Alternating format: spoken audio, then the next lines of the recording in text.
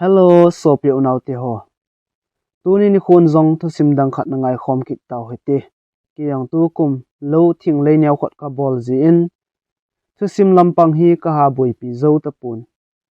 Subscriber hon ni het team divin kong ta vi. Ipi le.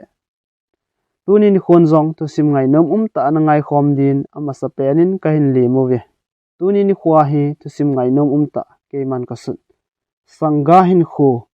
kiti Thusim hi anangai khom din ikiti mun chule lunglu ta bula kona chaina changei anangai din zong kiti movie chule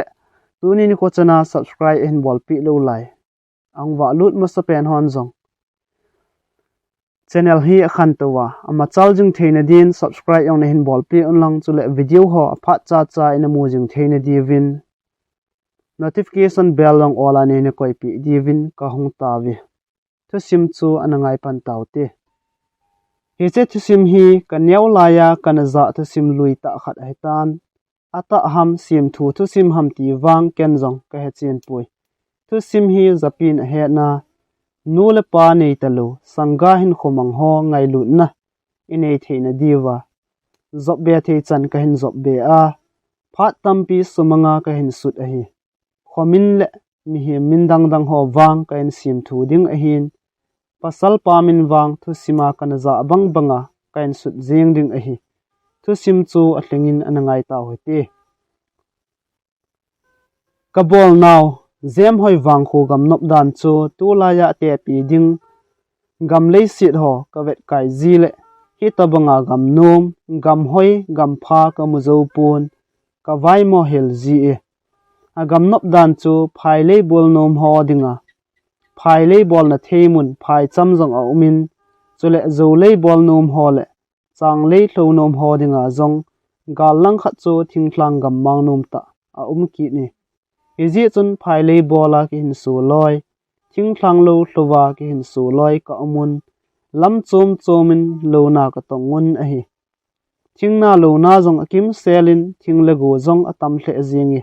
heche zim hoi gam sunga chun cha athing gel thing lighting setting mulgyau mano sulbing wangkho khuisu teiting vongsel vongthing phanthing thinggi thinghoi thingpha adim sede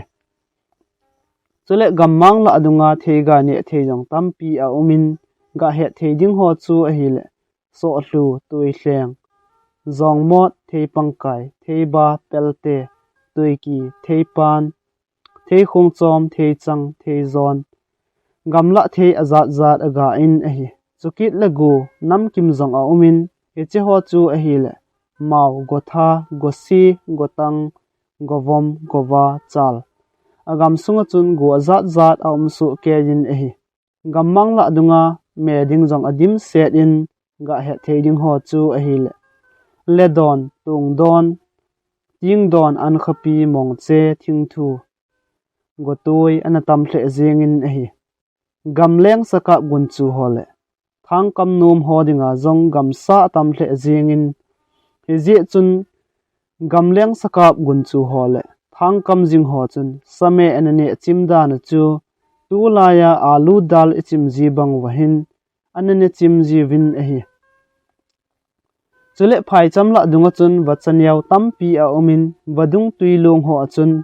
nga tuilung ai kai kung sumkung ho jong ana chengun a hi hetabanga gamhoi gampha kana to pha ji uchun thingthlang khonyaw cha ka hi jingwangun avai chawal zong kana umpo win a hi hiti hi ji chun in thlom cha cheng khom ka hi wangun lungmong le hlamongin kana cheng khom thejun a hi he che khang lai chun tu lai bangin khu zong na tam be pun khu khat le khu khat ke ka jong chu anaki gam thlat hle zengin a hi le khochum khat aga chi ding jong chu an ha sa hle zeng ji na la jin a hi chapang ka hi ji chun ka khosung jong kana khel khapon a hin nole pate seidanin ka khosung wa kona galang khat chu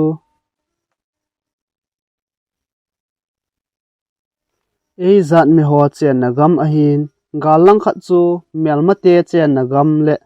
athenei naw mun a hi ki ni ke ho kho chu gam gi china cheng kan hi ve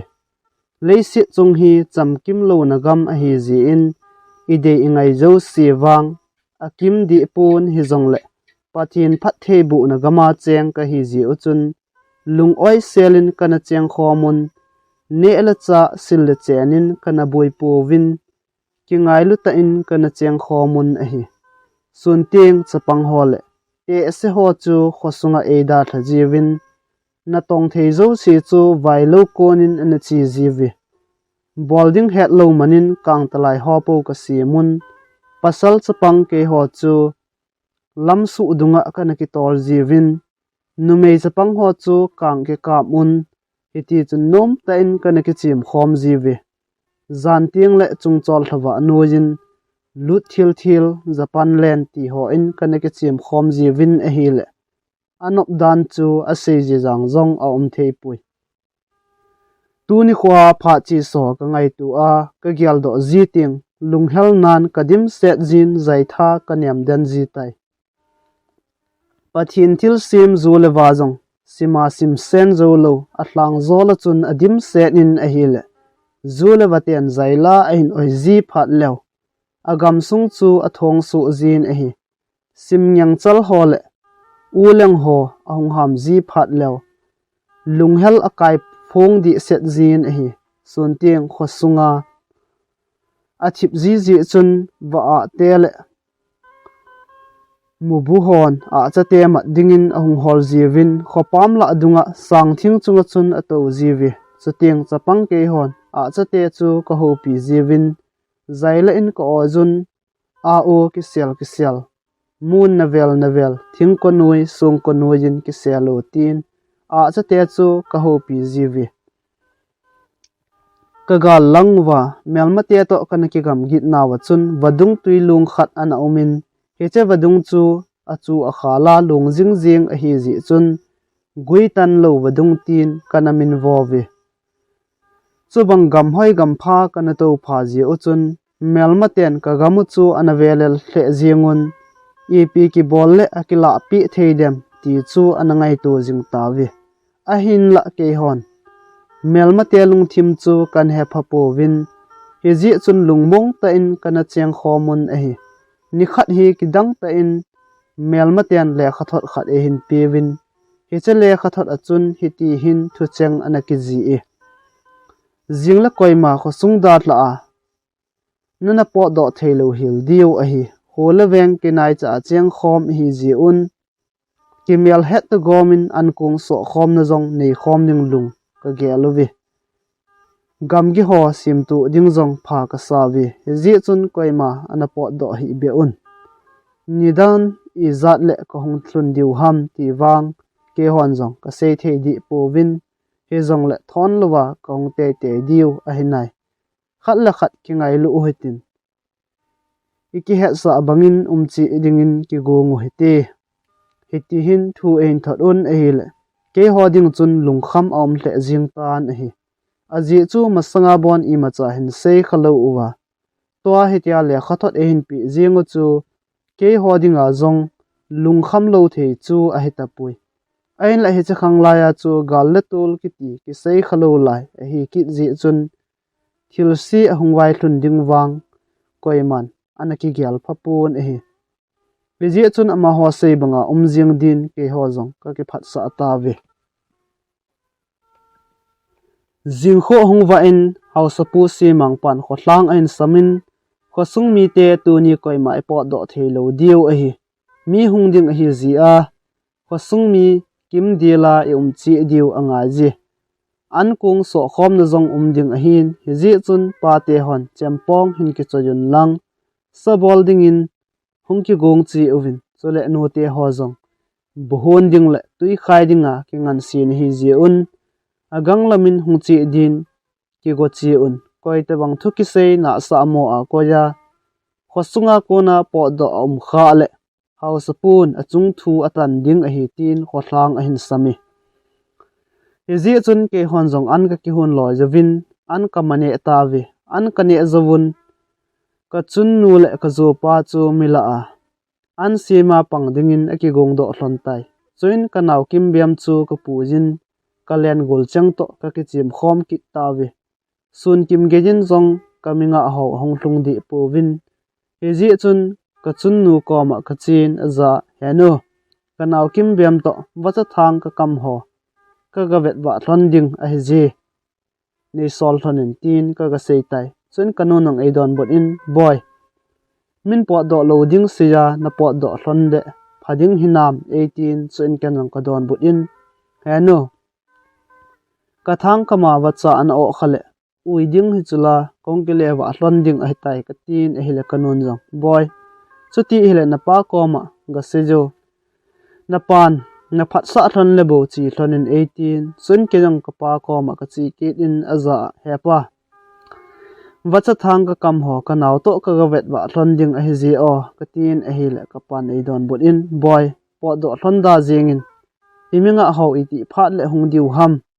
het the a hi lo to in zole na po do ka thlonin hung vai thlung khalew mi ichungwa lung phamo khadiu a hi 18 chun ken long ka pa ko ma ka sein hepa thanga wacha ole anamun ding a hi ji nai cha he bowi ni sol thlonin kongkilewa zet thlon ding a tai ka tin a hila ka pan long ei don but kin in boy a hila chi thlonin lang hung kino thlon to o in zol hung vai ge kha thlon le chun house ho ichungwa lung hang ki diu a hi 18 chun ken jong ka pa chu ka don but in hengi hepa hung so thlon pungi ai le pa ka chi thloni ka tin ka naw kim bem khut chu ban jit in ka tu in ka thang kam namun lang chu ka zon phei thlon tai ka chi thlonin a hil thingpun se phung noya wa pal thang ka kam ho chun wa pal tampi an o e chun ke ni jong ka ke pa hle jing thloni thanga wa pal o ho chu ka su thlam thlonin a tha aga kam phat ki zowin ke ni jong ka chi ki thlonin me chang thang ka kam ho chu ka ga ve ki thlon tai gala patna ka me chang thang kama a pa o aki tom tom chu ka mun a hil ka ke pa awalin thang mun lang chu ka del loi tan hi wang sit num tain thingkul him khada ka ngal peng ka tanin a hil a khup bo senin tur senan ka kinei zingi ka ngal peng ka ta ko na a thisan halun walji in chapang lunggela chun ki chat nan ka dimin ka kap kap tan hi chun ka nawin e hin del lojin longlen na ho chu anui penin katina maha ho chun e be pi EPA nu pi awangin thisan long chu akang thei pun a hile ka tha hla samin kalung awai do leujing tai tho do laya in langa kinung le kit ding kanop wangin ka ki su kha na maha chu ka thu lel walji in lam jong zo thei lovin ka thu nu mana chun ka mo to den tai chen ka nawin ka za sen he o kino tangu i vai ge tai 18 kenang ka don bot in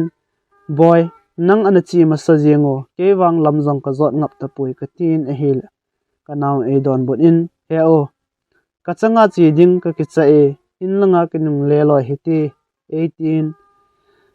chen kenang ka don bot kin boy nang na chi in lang he pa hin ko tango he pa in eng pu lo le lamjong ka zot thei tapui ka tin a hil ka naw nu chu achanga chi ding a ki cha ji in thip chenin om tan a hi akicha zia athip chat hi chu ken long ka hathimin hezi chun ima ka seibe tapui nila hlum pai ding a hi jing tan a hin la ka ki su kha na maha ka tho lel walji chun lam jong ka zot thei pon a hi le kain kho chu ha sa hle jingi chun ka naw nu ko ma boy mol khat ne hin la pi o ting golin ki phu ingi a chu ti lo le mui kho thim pai ding a hi tai ka tin a hi le ka naw nun mol khat a hin la pi in chun ken jong ting gol kain ki phun thanga o wa cho chu ka hin potlonin all in lang ka hin nung zot thon tai ka ki su kha na maha ka thu lel wal ji chun ka chi ha thei pon a hi le vai ge ta in ka khosunga chu ka ga wa lut thlonin a hi vo heno ipiwanga ka nei hlon hitam ka zan mang dinga zong kana dei lo ka khosung mi te thilung chu anaki jam chap jingin a hile lungyal thangwan sang lai alengin lungsung thimpi bangin a jing jengi chen mi thilong pumin kanol ka pa ka hol le len a hile aning lang khat achun anazam khom anazal khom thlonin tong don the hilu hulsin melin eina lam tu hlontai ka gen chat pha lo lai ta le lunga zong ka gel pha lo lai ta chun le zu chule wang khomi ten hulsin mela eina lam tu zingo chu lunggel a ha in anange ji van ka vet la sangin lei ka vet la niemin a hil lunggel jing zong nei thei ta lovin angol bangin ka jing tai ka chun le zu lungdam sa chunga chun sen naw bang chan ka kap in henu he pa I bola nei da tha thon jing ham na chan naw kim biam to ken koi henu he pa tia ka hin ko thon ding hitam nang ni zaw lova ipi ka ti thon ding hitam ipi ka ne thona iti ka kin su zo thon ding ham o hitabang thil su hi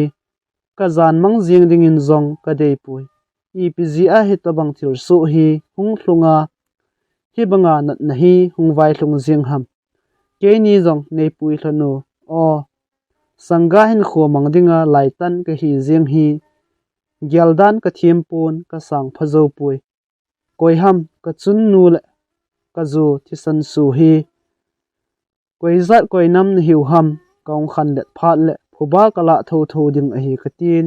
kap lai bang mon sen naw bangin ka kap kap tan a hi lunglai gil tui bang avon in hin kho zong athi sa ta bang a hi jing tai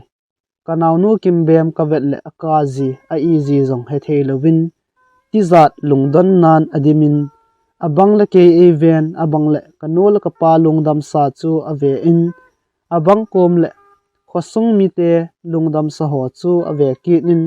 lungdong ta in a umin a ki thing thing jingi ke jang kum git bep ka hin lai ji chun kamalam khan khoding ka gel le thimpi meipi azingin lungdon khoi sat nan kadim set jeng tai ka nan kamit kamai apom su jingin a hi le ka chol hle jeng tai chomlo ka in mui kho jang ong thim pai tan a hi chun kanaw kim bem ka kovin boy hungo henol hepa ka in tu zan chu ki chol du jing hiti boy beta henol hepa hi athi hlon ta chu tu zan bo kom thlona I chol du the ding ai tai hungin boy I chol wal tai I mutai hiti katin kanaw nu sam chu ka zut pi in a hi le ama jong chomlo ka in a I mu hlutan a hi keiwang mai mit jing jong sing thei lovin ka omin kalunggel san wal ji a angol do pai ding chu ka hi jing tai zan khu so ta ji in zule baham ho jong athip zo ta win a hi le thilung la a ka chang se a kamit ka ha chu ki chat a hle jingi ka ki chat wal ji in kamit jong ka ha do ngam ta pon hi ji chun kamit ka singin a hi kamit ka sin jing wangin ka I mu thei di pon a hi le kalunggel chu again thei hle jingi ka chang sangin ka ki thlemin lon hli puma mai mit sing ding ha hle zong le sing ing ting sa mang zal mai tangi zan khu asot ta ji in ke din ki chat ti za zong am wal tai ka tin ke le ke I mudingin ka ki solin kamit ka singin chat lo be in ka am tan a hi ka chol wal be se ji chun ke jong ka het lo ka in ka nei mumil tan a hi ka chol wal ji chun khole khang jong ka heta pon chelong la achun athi bangin ka ki jam jeng tai mi ki holim na hu sa ta bang ka zazin a hin la ka I mut kanop sa wal ji le mit ga ha do ding ka ki chat kit ji chun zalo bangin ka omin ka I mu te te ji phat sot pi ka I mut zowa hin gan hing mi pet a hat hle jingin a hi le I mu te te ding ka ti wangin ka ti at ha su tan a hi aji chu ke mi hing ka hi na lai wanga thilung la azal ka hi ji a chu gan hing mi pet hodinga ke yong chu athi to bang kan hi dan a hi tai gan hing mi pet ho ka thu lel wal ji chun ke yong kong tho do in a hi le sun lai ni sa awa em sel jeng tai kanaw nu koma boy hung thobo ti ding ka ti le kanaw nu azal namuna an ta pui ka ki he le a ka hol jing wangin ka mu zo di tapon a hi le sanga ke ding in lungkham aum hle jingi agil kil adang cha wal ji a ne ading don ding hola ina chi ham ti in ka ga vet jong le ka mu zo mong mong tapui chuin ka o nei sunin ka kovin boy hoya na hitam kimbiam hoilaya chi mong na hi ham hungloi yo tia vel vela ka ko jing wangin don but na kam cheng him him ka zap phatapui ka chun nu le ka zu eida thla nunga ka naw kimbem ka vai mo kit jing chun keidinga wang hin sanga thi chu gam chenga hlen om zotan hi a hin la keinop thua hinga chule keinop thua thi thei ka hi kit lo ji chun hin kho chu a ha sa the zingi ka naw nu be chu na lai le keidinga zong hin khomandan num dom ding a hin ka i mut lana ka naw kimbem ka hol mo kit jing chu keidinga athu ha sat dan chu ate pi ding a tapui ka ki pa na zo si abe nunga kamalam khan khoding lunga ka gel ham sit na jing in elam to ding bangin kamun a hile lungyal jing zong nei thei lovin achun nu nga ya kap naw cha bangin ka naw kimbem chu ka kovin ka kap kap jing tai o ka naw kimbem hoya ki sel manga vai tham mong mong na hi hitam nang be na lai hele chun hi bang lomin lai dip dap min tin sen naw bangin kap pongi boy gan thein ho zo si jong I thu khoma pha hello ham I chun le zo pul ka do bon hi banga ki gimpi ta a I bola nangin nehin lai pul do dinga nei da thla kit jing hitan tem hoi lai gam kain hola hoi lai muna ikimu tu kit ding hitam boy athi amang zong nehi ham ole chun le zo pul do na ji a angol banga gam thlai ngap nehi ham boy nang zaw lovin ke iti tangem naw chaga hin khu iman khom ding na de lo ji a nei da thla hitam kanaw kimbem nehin lai pul kadam sunga ka do ding hi lunga ka gyal ji ting sungil kela thi ding zo kanum ji e o kanaw kimbem geding na hebanga hi silung mola anahim nu ke khan khoding zong in gyal tangem he nul he pa to thi nagam zona in chi khomu hi ta vela o hebang hin thasin kap lai bang mon hin kho zong mangpungi ipi hin khwa kaniza hebang ta hi wang selom lom ka hi hitam anawale ka hin khu hi silpon banga ban the hilo puldo hin khu hi hoja solam ka bana hoi lai muna kamil ding hitam ke wang kumzanga hing ing ting hausat nale nopsa na hin khu mangjang leng tunia ka gan the na hi lunga mil zo pong ting ka kana mi khi zong le zo ta pon ti hen kol kaya sungkula ki hen ho jeng zong ke thu nat bangin thu in thaleng vain hin kho mang di po vin ti o ka hin kho zong pul do ding be ma lai tan ka hi ta le pul do mit tin long kang lojin lang kata asa jong lun tin wakang loi le chun kanomi hoi la ya ipi mong mong ka ti ding hitam ka tin sen naw bang chan ka kap kap jing tan hi ka kanan ka chol the jing tan chule an nilwa ka omna zong aso thim ta ji chun sungil akilin hai sampai ding ka hi jing tai chu phat in ke jong ka ki pat do in ka in sunguwa chun ne ding don ding ka ki hol tai a hin la bukhing me khing ho chu ananing gam tan a hil ne la cha ka vai mo ki ni an hun ding chula mui kho thim pai ki ding a hi ta ji chun ki chat ti zat nan ka dim ki ni Iji chun dang no na dingin tuibo ka hin donin ka don zovin ka hongpo do ki tai ka chang sia mithisa la a khosunga umding ki cha ti zat nan ka dimin hiji chun ka nola ka palung damsa tong don the hi telo chu ka ho pin mitli tuiba chut chut pumin ka vai thla tai hano hepa hlau thla se thon hi in ngai hle ing ting thalel hle jing thon jong lang Thi le hinnan palbang e hian ta ji un leisi na leng khom thei chu e hita pu ve ne ve thlonin na cha keima na dam lai thlon lai ni kho ho hlangai jin ka kap ka mi kanaw kim bem jing in zong e da thlan tu hin ka vai mo ki tai I ba elo diu ham leisi na ki khen ding chu I himai ta vi tun leisi na ki khen zong leo hen pakai gam sim khopia chu ni kho khat le in sung mi ki kima ikimu to ki tho tho diu a hinai he no he pa kain ngai hle jing hloni he zong le khat changa ki kho sa thei ka hi ta lo ji in ha hle zong le hi lai wang kho da hlan wang kho dang zonin vai kon do jing tangi nang ni be lung oi selin chol do hlonin lang hi lei gim gen thein ho hi hin gyal mil hlon tan ke wang I pi hin kho ka tu ding zong ka sei thei poi kamalam khan kho a ha sat na kamai tu pi ding zo si zong ka chan dinga lom hi tin kisan ing ting ki thlem mai tangi ka hung khan le phat le phuba wang ka hin la tho tho ding a hi ka tin kamaya mit le tui dim set pomin ka chun le zo lungdam sa chu ka chop min ka chop zovin ei mi te chen na thlang sung a hi ei na ti naw lang chu mit le long pumin ka hin zun phei tan a hi ka chi chi jing wangin ye thla ge jin zong kho khat cha ka hlung zo pon a hi mui khol thim pai ki ding a hi tan gammang nuya changa hin kho ka man jing ding chu ka gel le ha sa ka san a hin la ka gil akil to ka kyang anat khit ji chun ka hat thei pon a hi le mole hlang ho chu event le a jing chit jing in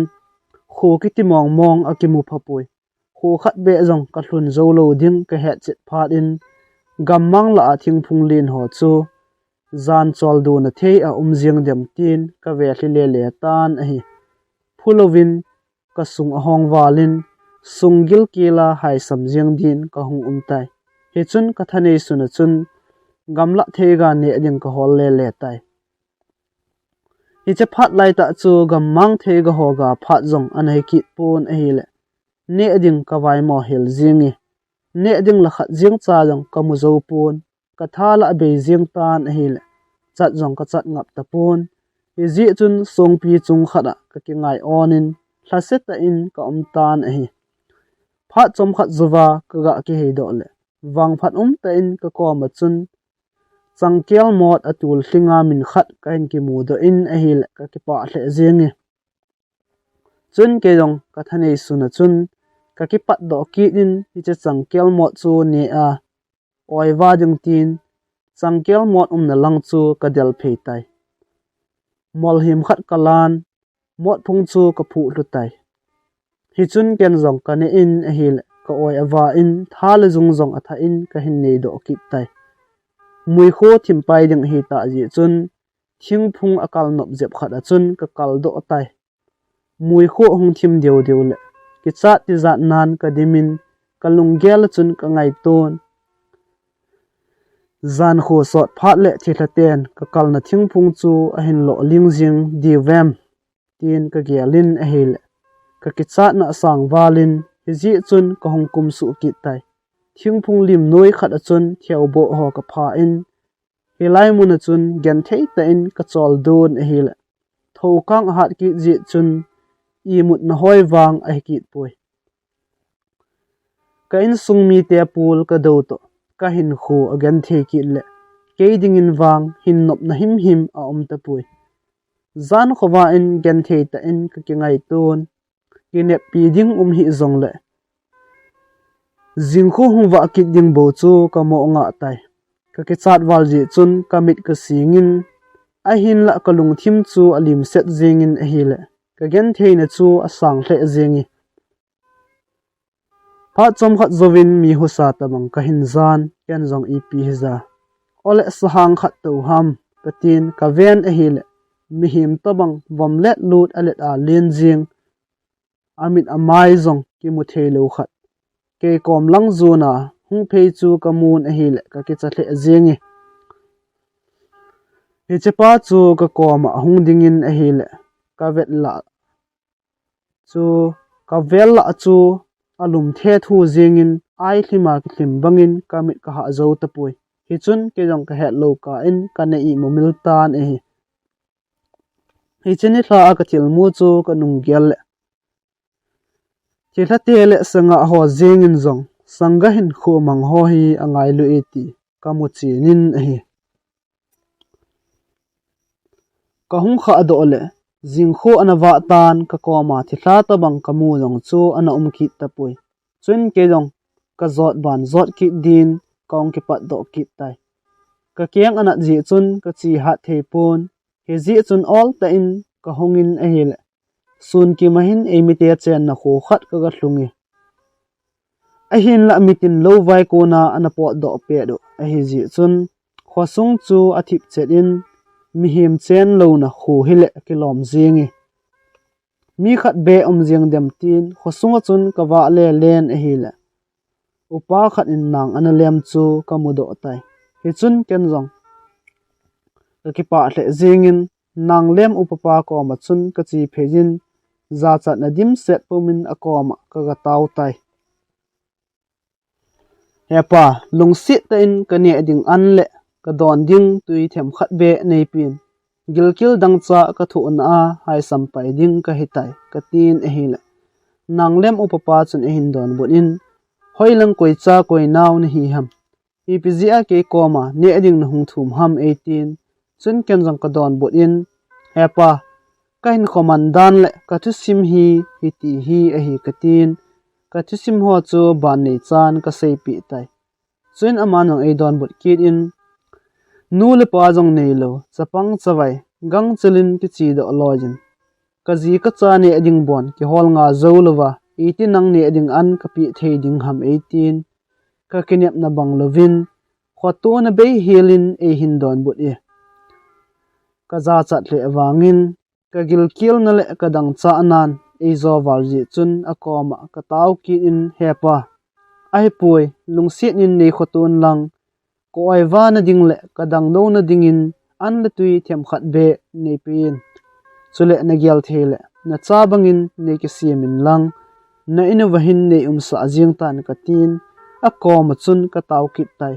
chuin ama pan jong chi do in ka ti chu na za lo ham 18 anang loma chun e hin zep zingi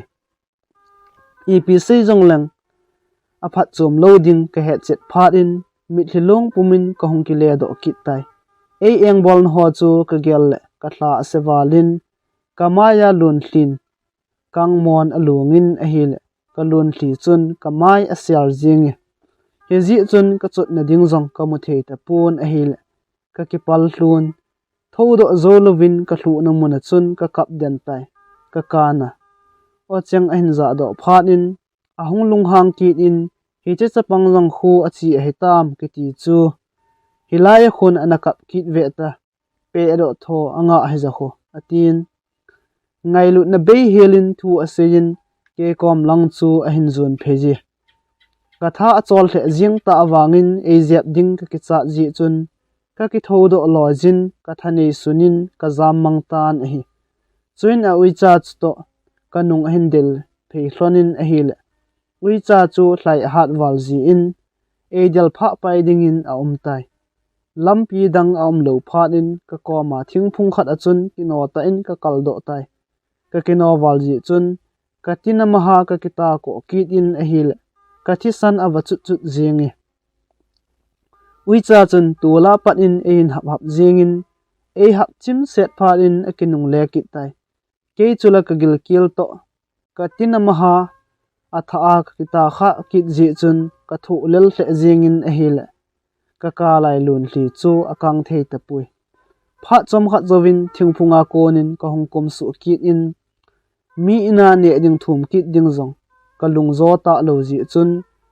all in ka chi in ka pumin gammang lang chu ka zon phei tai ka chi le upa khat in gala konin ein samin boy ana ding ta di o hoya kona na hunga hoilang zot ding na ti ham tin e hin dongin don but ding ka ti wangin ka hlasit nan e zo wal ji chun kam cheng khat be in zong ka don but thei pun upapan ein hopi na zong chu ki ya dinga hlasit na e ki pe be abang zingin paudo theilovin hlasit na mit hli ka ki thi zotan a hi chin upapa chu ke kom lang zonin ahungin kaza boy I bola na ka ham I pihin kho na thu a chobanga chu hlasi jing na hi ham 18 chun ken zong ka don but in hepa ka hin khu Thusim hi ti hi a hezi katin mit long pumin ka chan chin thua chu ban nei chan ka sei pi tai chuin aman jong ei don bot in boy kap ta hin hongin ke ho ana chi hi ti ken na ne ding an le na don ding tui penangi 18 ka khut in ei tu in ama ho en langa din e kai phei tai in ka thlun zo thlonin ka ne ding an le ka don ding tui ngai lut zalin e pen a hi le ka ke pa hle zingi ama pa ngai lut na ka chan na ho zalin sungil kila ka ompet in oiwa se nin ka omtan dang cha ain kho ka man la yin ka dang zong anu do tai chun in nei pa za ka sen he pa nang ma kho sa ana ka chan ho zalin ka ke pa in ka tha anum hle zingi na phat na ho ken ale thu na ding thil i ma cha ka nei zo pui he zong le e sim pau pathianin na phat na ho hi azat zan na le thu ta hen ti hi ka taw na to pi pen a hi tin ka sei pi tai chun in nei pan e ka za sin boy ki phalam hi in ki phat lam na ding zong a umpui 18 kenang ka don bot kit in hepa ka ki pa awal zingi hilai in sunga hi nang bo na chen ham tin ka dong tai chun aman zong boy na no le ma mang to ke hi ve 18 ken zong hepa a hi le amani chu hoya chi hlon ham tin ka dong kit tai chun amano ei don bot kit in boy amani vailo kona chi hloni hungki lewa hlon tan ti 18 chun ken zong in nei pa za hepa nangma kho sa na ka chan na zalin tun thala jung zong ka nei tai ke ki pa do ki tangi ka tin a hi le aman zong hoilanga ong na chi 18 a hi le adon but ding dan ha sa hle zingi aji chu hoi lai mun zona chi ki go ka hi ham zong ke man zong ka het lo a hi chun ken zong hoi lai monga ka chi ding ham ken zong ka ha thiam pui ka ki hin so na thei ding mun go hol le tangi tun ko oiwa pet in ka tin a hi la man zong ei don but kin in boy hilai hin umjing tango mama hung hlun phat le mang to ki vop khom ji le chun nang dinga zong phajalo ding ham 18 ken zong hepa nei ngai lu zalin ka ki pa e a hin la na lungu ka tu zo ding hinam ka gel le ka ki sung zo pui ka tin a hi la man zong boy ki sung lel hi in ken ka cha bangin na kho sa jing nangi hilai hin umjing tan 18 ken zong hepa chuti a hi le na sei bangin umjing tangi katin hilai ina umdinga chun ka ki gel thatai pha chom khat zowin in nei pan ka za sen boy nang na min ep ham 18 ken zong hepa kamin sajam a hi je tin ka don but tai chuin aman zong sajam nang ina an umin lang an hono na ke army ho ke ma ga chi eng ting na khosung wa thil so dan ho chu ka het sa ingi 18 ken zong henge hepa ka ti zowin in nei pa chu apo do pai tai chuin tap ko nga me ka ti lojin bubel ka sung do in an ka hun tai in sungmi kikima ka len khom la yawa an jing zong kan hun kha lo ji chun an hun dan zong ka he thim thei pun a hi le ka bu hun chu a tolang akabet in alai lung la anang de kit in achung lang asil kit in a hi ka bu hun ne emo so jing chu ka gel le ki phat lam nan ka dimin in nei te hong vai hlun ding zong ki khoto nan ka ma tha den jing tai phat cham khat zowin in nei pa chu hong kinung le kit tai chuin ka za sen sajam an hun min hitam 18 ken zong engi hepa tu le tu chun bubel le membel ka dom thatai tin ka don but e chuin aman zong boy a hi le ipi men hun hinam 18 ken zong balme ka honi hepa bel hen kino do ta dingi ka tin bubel le membel chu kem langa ka ga not thing tai bel ka not pe chun in thlang langa konin nupi khat le pasal chapang ke te bep khat ahung thlonin ke hin mu do thon chun chapang pan anu za sein eno he che pa khu koi baham atin ke chu khut chalin e hin ko e chun anun adon bot in ka hepui koi chapang ham atin chun chapang pa chun eno ipi til e ho ina bel anot thei ham atin anu chu adong kit in a hil mamang le anu a hi ding chu ka hathim pai tai mamang nu in hoi ta a e hin vet chu ka vet le ki chat chat a zingi a ji chu amai su jong a hlai pun a hi le nu mei lung kho ta a hi ding chu koi seipi ngai lovin ka hathim zingi in ahung lut in lunghang ten mamang pa chu ano in hoilang koi chapang ham ama pa he 18 ke chu e hin koi chen aloi pa nong adon bot in mamang nu ep hile to ta di o all in ke holim na heti a chung thu yi a chen a chaya seiding itile a saw walin mo se zo hoi a he pui atin a hile mamang nu jong a thip chet tan a hi chen mamangin ka za sin mamang pa in ka za sin boy Sajam nangin anne na hin siemo anjong ne do ataw heti 18 chen kan jong anne na ka sim tai buchung asil ji chun keine dingin ka ki thu do in amin lai ho chu ama ho ne dingin ka thu pi an ka ne khom ta win a hil ka bu hun ne amo asu to ka me hun jong i chum an he ki pui chi al khat het in mal cha tha zap jing in a hil ne ngam jong a pui ke man ka khut ta ka hun hi jing wangin awal lut chu a ha sa the jingi chun mamang achun nu kom ahong ki phinin henu keine ading atha ne hun pi o hitabang bulame ka ne num pui atin hil mamang nu chun ke engkal nan thu en sein tu jahila ha ne in netang hi bang atuya na pan jong adu wala thip cheda ne jing kho namu lo ham tia hen se chun ke dingin za chat ki phatlam a hle jingi chun le zo nei lo sanga ke dinga kamchang oso ngei lo ho jong lungnat pi hle jingin min osanga e ho pi kom jong le het lo ka in kamit hlin e na don but ji tai kain khomandan a sat dan chu mamang pan e het thim pi ji chun ka an hun tu hi jong le phun chil lovin a omin thip chet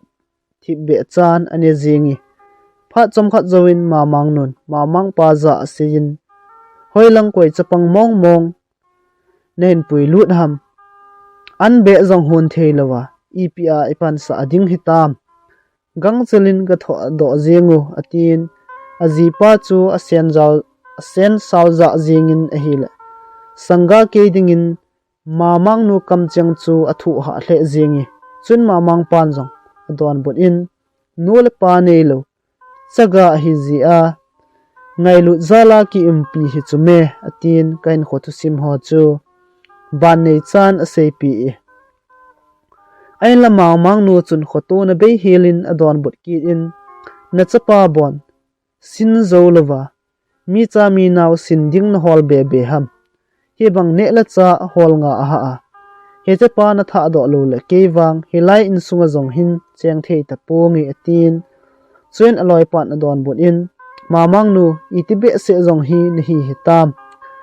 ngailu na jong hi nei do min lang nam him chan khom pi khoto na jong hi nei tangem su na ding hello chaga khat ki pi chu asi na ep uma hi bang ta chu na pu na lung han pi jing ham tin aloi nu chu a hu se tai chen mamang nun jong adon bot kit in na zina cha bon wa zolowa wa ding na hol be chu asi hi lo le a pha ban hi sa ham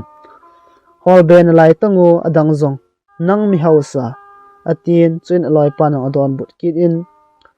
mamang nu nang wang nakidang wale chapang su na ding helowa gamang la adunga gamsa banga mo thi jing sanga e hon e piwa ene ne khomowa to la tham ho azong ki thu khomo chu phan sa lo ham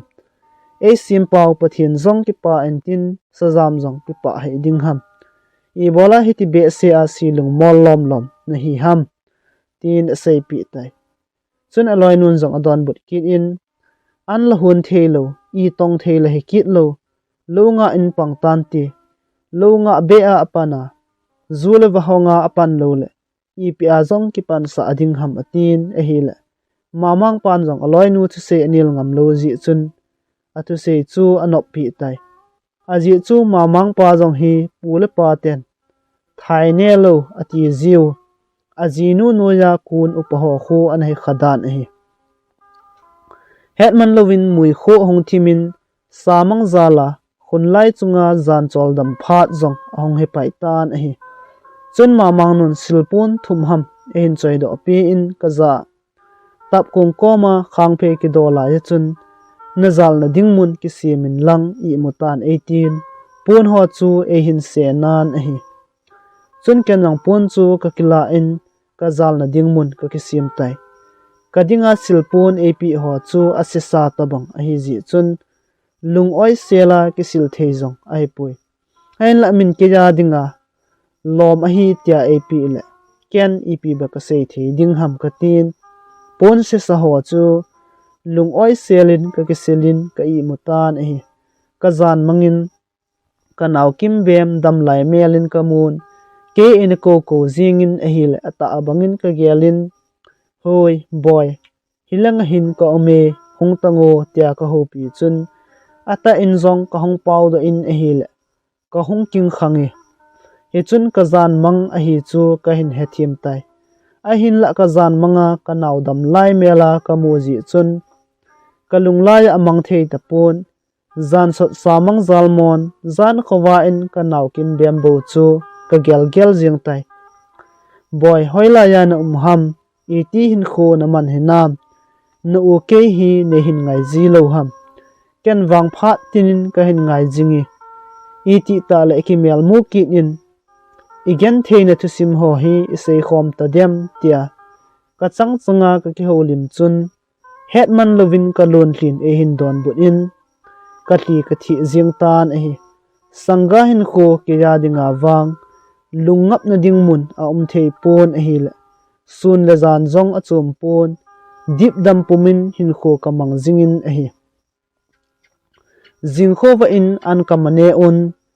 lolang zon dingin ka ki gong tawi mamang nun dip bora khat a hin la do in kaza sajam tu zana kapi silpun ho chu hilaya chun ki het in lang hin ki pu in lolang zon taw hete tu ne akona hi longa a nang na panding a hitai 18 dip bora chu ap kalungin heno kanompui ka kichawale lungsit in lolanga ka changin negi sa hin katinan a hin la ki phatlam na ji in ka kam changin wang ka seido ngampui heji chun kada sa san silpun ho chu dip sunga chun ka hengin keima ta in ka kipu in lolang ka zun tawi gelsangin thingthlang lo abol naw chu agam la the jengin zawlam pi jong asaw the jengi gammang jing noila chu event le ajing chet jengin a hi le ki cha jong a ome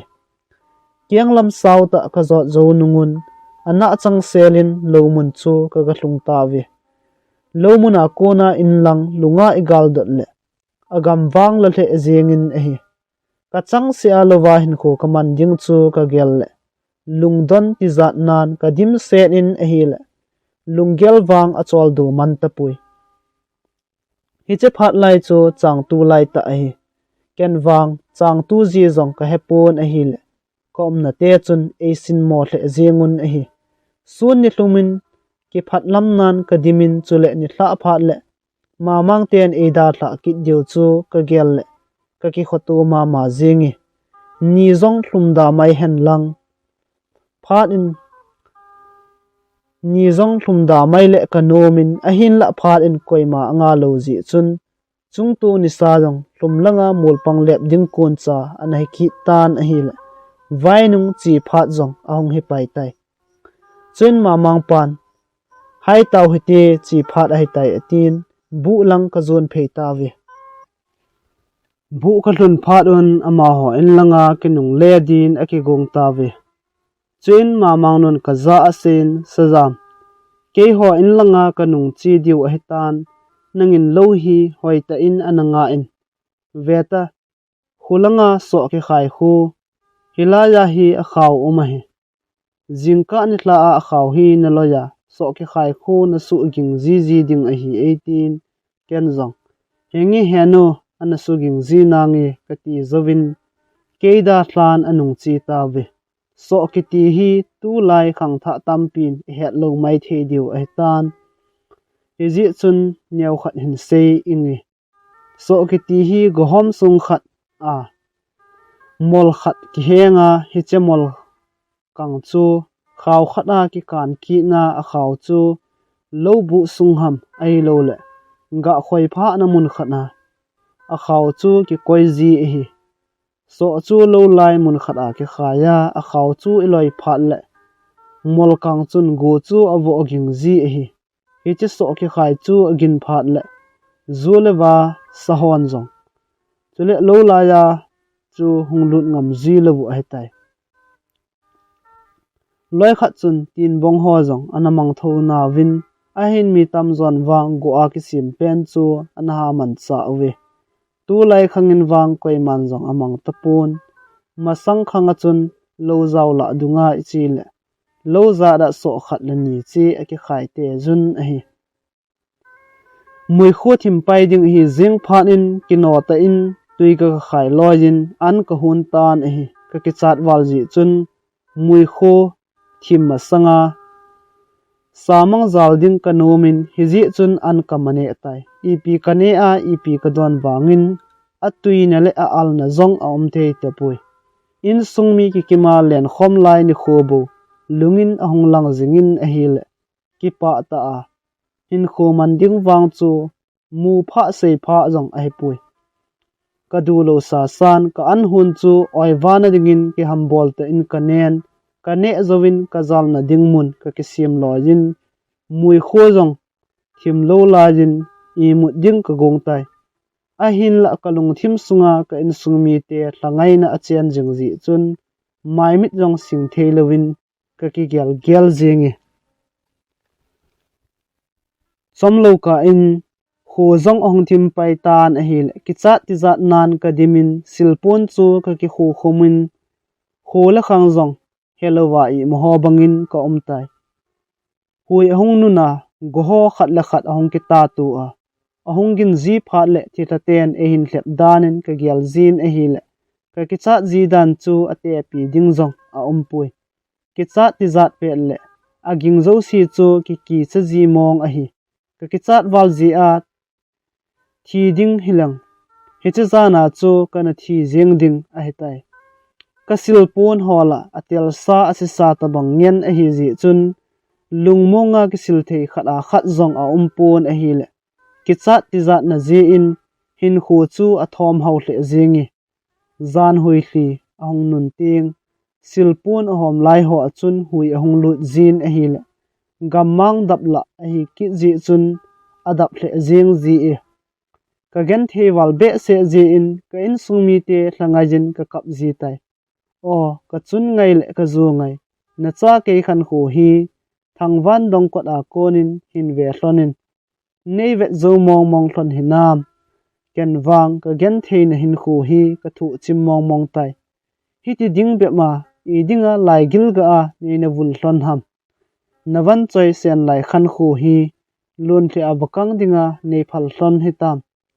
I dinga hibanga silung mol jing na hi hlon ham enu hepa in ve hlonin nat gen the thu a dammo zal khun chunga peng ho jing zong ke bang lomin lai dip damin taling wajin hin kho mangdi sampo vinti ka gen the na thusim hi koi ko ma ka seya koin e het thim pi a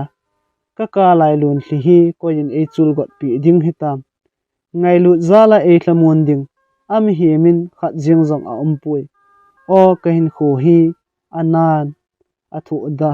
ka thim zo pui ke to banga gen the na thu dingin leisit mi hem zong apieng in zong ping da jing hen lang ka pin ni kho jing zong hin koima ping da mai le kanomi leisit hi gim gen the na mun hi jing zong le ke bang loma gen the ding wang ta pon ti ka hin kho hi mi khat zan mang zo an hi mai le I ti phat a pha lung thlai zong ding hitam hi tia gen the ta hin sanga thi chu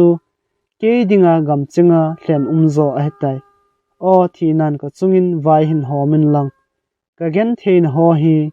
thang van zola nei gyal mil sa jing tan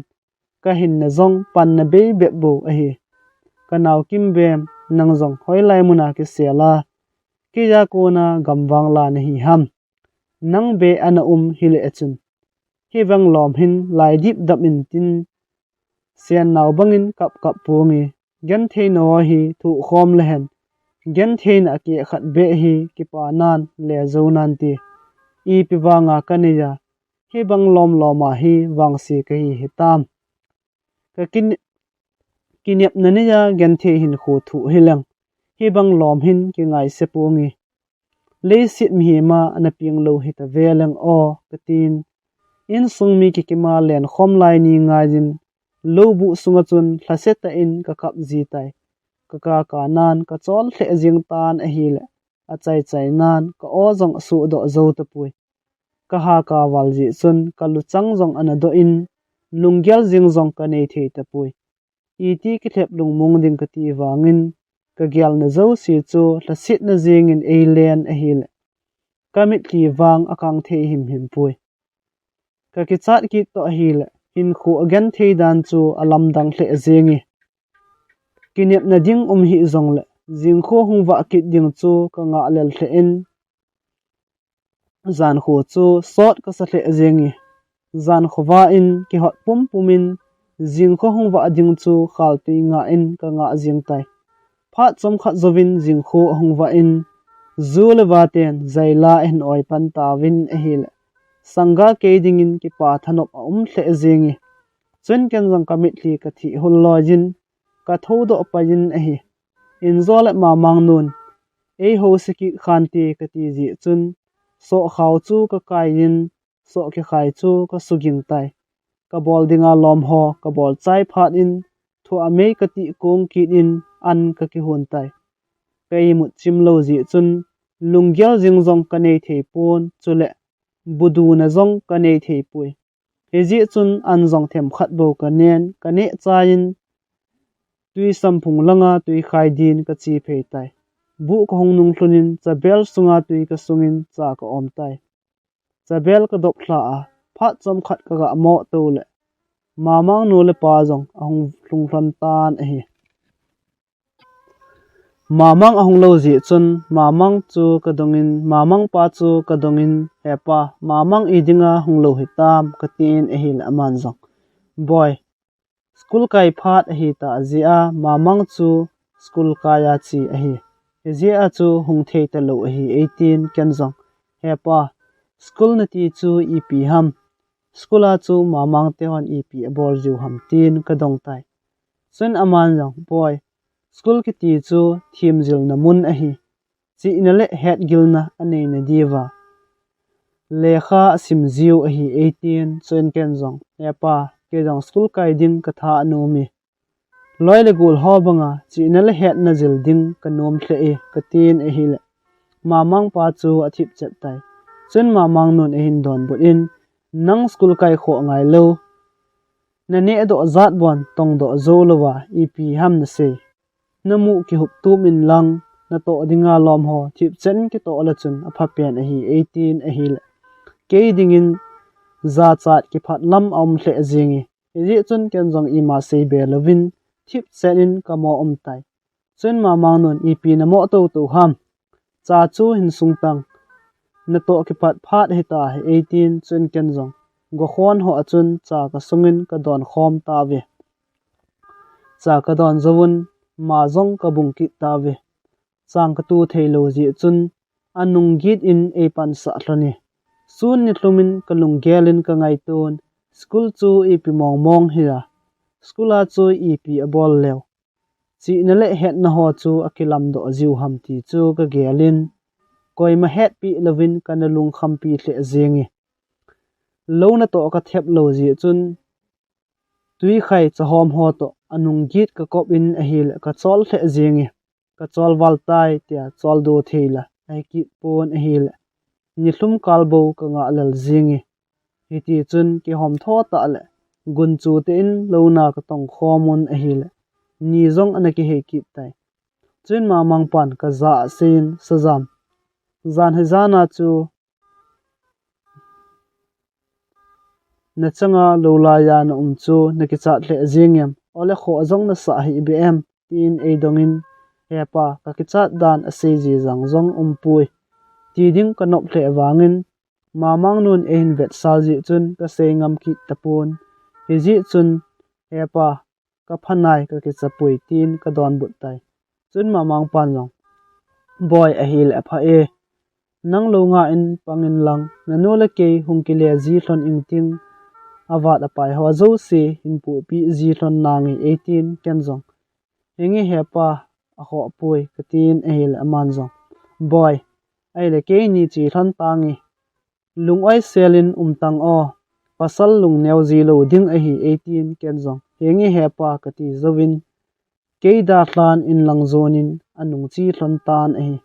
chun ken zong ki no te in an chu ka ki hun kit tai an ko hun min zowin tui sam phunga chun ka ki sil thingi ka ki sil ngim zowin an ka nen hil hetman lovin mui kho zong ahong thim pai tai chun ken zong ka zal na dingin pun ka ki pha tup lojin bu sunga chun ka chang se in ka zal tan a hi ka ki chat na wang adai di pun a hin la zan hizana ka ki chat na banglo min wang ka ki chata pui zan masa a I mulova ka thi khowa hil jing a hi ji chun ka chol hle jingin a hi le ka het lo ka in ke zong ka ne I mu mil tai hi ti chun lo nga in ka pangin lo bu chu ke ma chen na in dinga ki samong mong to abang jing tai gan thei ta in lo wa chun hin kho ka mangin a hi le pathian lung si nin chang tu ho jong khat ve din ka zo ta ve a hin la in langa hung pot do tan tia ko na o agin lo ji chun kom na te phat sa lovin ka pot do ngam pun he ji chun gen thei ta in lo la ya chun ka changin hin kho ka mang jing na la ye phat la ni kho hung chal chalin a hi le chang ham thlo phat jong a hung he ki tan lo la ya chang mai ho jong aga pan tai chang mai ga dim set lo la ya wangin kom na ten ne in tia e sol lo lew ka chamin ka lo ngam ji pun ama ho phat sa na bein ne zong ka ne ji pui mamang wang school kai ta ji in lo langa zong ahong ji ta pui mamang no le pa ki le ding in ni so tin ahong ji thlonin sun ni thlumin lo na ka tong khom ji ve masang ngai nan ke jong na to dan ko hong thim che che tan a hi le mi to zo si chu hamin ka tong thei tai sun khat hi chadon to goma pha chom khat chol do dingin bu lang ka zon ta win a hi le mamang nun aloi pa komin sajam le nang bu in ana chol do hlono ke lo la ya hin hungwa vel ta dingi muchi chi ve ho zong phanam hin ve hlangi atin ke ni nung chu zui lovin lo la ya chun wa le le tai mamang pa la ke chu bu lang zonin ka ki zot jal hlon tai mamang nu chun I pi mong mong abol ham tia bu sunga kona ka thim vet le chang mai ga ho chu ban nei chan a lo hlan lo pam langa chun a le mang zin a hi I pi ji a chang mai ga ho amo pai mang jing a hi ta dem tin ke chu kana lung kham hle jingi ain la ka thil mu chu mamang pa ko ma ka se ngam pun he ji chun thip chenin ka omin mamang nun chang mai apai mang namun ho chu ka mel chi in hoi lai lai ja apai mang ham ti chu ka thim vet in a hi ni tha in lang nung zot phat a hi ki ta je in na to zong ka hai ki ta ve in lang zona anung chi ding ko nin mamang nun ka za sajam hoite in lo ananga o jingle khosunga na tong thei zo si thako na hung diu a hin tui zong bel ho dim set in ana khain lang chule bu vel ho zong ana su thing in 18 ken zong heno mi izat hung kon diu ham tin ka dong tai chen aman zong ka sei ho chu ana bol la chun a hi zingi mi izat hung kon diu ham ken zong ka hepui 18 chen ken zong hengi heno na sei bang chun ana bol nangi ka ti zowin amani nu pa zong keida hlan in langa din anung chi ki thlam tai chen ken zong ki nota in bu sung le bu vel ho chu ka su thingin bu sung le bu vel ka su ngim chai phanin pha chom khat ka ki chol dun a hi le mamang nun de lo bola changmai ga zo si lo pa ma apai mang chu ka hin gel do in hi ji chun changmai apai mang ho chu hol do din ka ki pan do tai muthim ka nge ya bona hol kim su ding ka ti ji chun nang bo dung la chun ka lu nin changmai ho chu ka hol le le tai ka hol do kham kham chu mun khada ka koi khomin a hi le hetman lowin khu zong ahong thim ki tan a hi phatle ni kho chi dung zuin ta sa le lung gel zong a khang to to win a hi le ki cha ti za na ho wang masanga bangin kanei zi tapui ki cha ti za ji a boina kanei ta lo ji chun ka hin khu zong masanga sangin anum dom tai he cha khang lai chun meiwa za chum chum ho jong ana umpun a hi le muthim no ya zan an hun chu boi hui a the jeng ji e ji chun thing tampi ka ti in mei chu diu je zun ka ti kongin gen theita in ka ne ding an ka ki hun ji e ka hun min minin ka ne lo jin zan sa mang zong ka zal pai tai ka chol wal ji chun khula khang zong he phalovin lungmung selin zan sot sa mang ka zal tai jing kho hung wa in ka ki tho do lo jin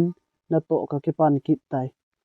aji chu khosung mi te thakona hung diu a hi ji a chu in zole ki manlal khanti ka ti ji a tui khai an hun ka ki mapat jing a hi bu bel le me bel ka dop thla zowin sa bel ka sung do in an kane tan a hi an kane zowa pha chom khat ka mo to le thakun dinga hung ho jong ang vai hlung pan ta ve ain la khosunga zan khat bo ko man ji chun koi ma jong ka mel het a pun chule thakun dinga hung ho jong chun ke chu koi ham ti sa jong e he kit po ve pha chom khat zowin ma mang no le pa jong ang vai hlung thlonin ma mang nun sajam nangin cha ana sungo ke lo la ya chang mai lo din ga ching 18 apot do pai tan a hi chun kan cha ka sungin zapi hung ki khom ho chu cha ka hom le le tan a hi pha chom khat zowin ma mang no chu lunghang thim ta bangin hong ki le ki in zapi ang sungo chun asian salza in sajam zan khat ka achang mai chu zat pi chu ep na lo ham tu nia ni khom dinga ki hoi ho ja ep ati la khat be jong lo hitam hoila ya ep na lo mong ham 18 asian salza jingin a hi chapang lungmol lunggel saulo lai ka hi na lai ji chun thudi ka im thei pun hi ji chun hi ti hin ka don but tai heno changmai ho chu ke lo ai pui nang zo en zan ni thla a chu na lo a lo pam langa na pai mang a hi changmai ga ho na pai mang pet ka mu ji a ka pa to na chi do hlon nunga ka ga hol khom ki a hi helaya khun ka mu kham kham ka ko je ka tin a hi le alung han aza chat wal ji chun amai asan thla jingi amai su a kona alung han ka he do phat in kenzong ima sei be lovin thip chenin ka jeng tai zapi thakona hung ho chun la ke chu su la kol danin bo e ngai tu un kanop kada thu jong lovin e sole le jengun a hi ngai lu na le khoto na be hilin e bolun sun ni hlumin a engin e dai chawa jun a hi pha chom khat zowin ma mang pan khaje ma bung pan taw hiti tin chun ke ho jong na tong dingin ka ke pat do ta ve ka ko ma nunga nu chun en ho pin ka za naw na chang se a lo la ya hi nagi ji chu naki cha ji lo ham ong 18 ken zong he o seida jingu ka ge ti la ya kana ki cha ji dan chu ate pi ding zong a pui tin ka don bu de chun aman zong en ho pi kit in naw to ala na ki cha ji lo hitam ke wang ka changa su na ding zong ka ki cha e 18 ken zong he o pathin zalin tu langin wang ka ki cha ji ta pui tin ka don bu de chun aman zong na pasal na e nang mama na pon tho ji e 18 ken zong he o pot tho ji zong a di pui ka tin a hi la kain khomandan ho chu ban nei chan kalung sunga hong kilangin ka thu lal ji chun aban seiding Halloween ka mo thip jiang tai chun nunga nu chun ei thlamunin ka za naw la se hin ke jong nang to banga chun de zo nei ta lo ka hi na gen thein ho zo si zong ka het thim pi e 18 kan zong he o a hi la nang na min ep ham ka tin a hi la man zong naw ke min chong niaw a hi ji 18 hi ti chun ka ki ho lim thlonin a hi la ma to pha zong ong he ki tai chun ke ho zong chol do dingin bu lang chu ka zun ta ve bu ka thun lew ma mang nun tui khai dingin ei solin ke zong kinum sot lovin tui khain ka chi tan a hi ka hung nung thlonin ma mang nun sajam cha ke don lo yo na to zong ki pan ki taw hete 18 chun ken zong cha ka don loin chol do man lovin na to ka ki pan ki ta ve uchong neo chu to ma ka bung khom thlonin ka ki ho lim lim thlonin a hi chuin uchong newin naw tu ni lo hlo chang ham tu izo lew in langan hung do ding hitam 18 ken zong ka he pu he o ke nop thu la hilawa kom na te hen ipi lung agyal deu ham ama ho phat sa dan dan hitan ti tin ka sei pi e chuin aman long to ding buan te lowa ipim na bol ben lai ding ham ken nom na te komin sei pi na ngai 18 ken zong heo lung si ten hi che thu wang chu sei hi be o in zol ma mang non ken ka sei sa bangin gyalin tin lung hang kit khan ti ka tin a hi la man zong now ki sung lel hin ke ka nai ken aphat phat nan sei na ngai 18 ken zong heo ma mang nu ka ki chat dan hi alam dangi emo avet zong le ka ki cha ji e ka tin hi ti chun sun nit lumin ka ki ho lim thlonin a hi le ka uchung neo ngai lu na ka chan na zal chun nom ka san ka lung zong among chom hle zengi mi ka tam ji uchun na to zong ka ma zo ta ve na to ka nga phat un mi zo si chu in langa ke nung le ding in aki gong ta ve a in la ke chu ma mang no le pan na la jin in langa hung do tan tia kam chang khat be a zong sap thon lo ji chun thip sedin ka umin mi ho chan chu angol bangin cinema vet in ka mo vet jing tan a hi chin uchong nevin mamang pa za sirin hepa mamang zong in langa hung do ding hitalo hamna ke ni na thon khom thon tangi na tin a hi le mamang pa zong hengi in langa hung po do tan ti khat ve dinga na to zong ki zo ta tin kaza sajam no chong neu ta nang ana thon khom thlono na no la ke all in hung thon tangi 18 a hi le ke zong ka ki pa the zengi chain ken zong ka silpun ho chu dip bora sunga chun ka nung het tup ki in ko chong neu nung chu ka hin zui tai o chong newin ka za sen now in langa dinga hung po do hi niki pa the zengem 18 ken zong hengi heo ka ki pa mong zengi thil zo si hi nang zal hi ji in na chunga ka ki pa na sangi ka tin a hi la man zong now kolai lengin hungji tang o 18 ken zong hengi heo phat ong kamu kum le hungji ji na ngi heo nang wang hi phamang mong na hi ji na ka tin a hi la man zong now lesit chunga me pha hezat la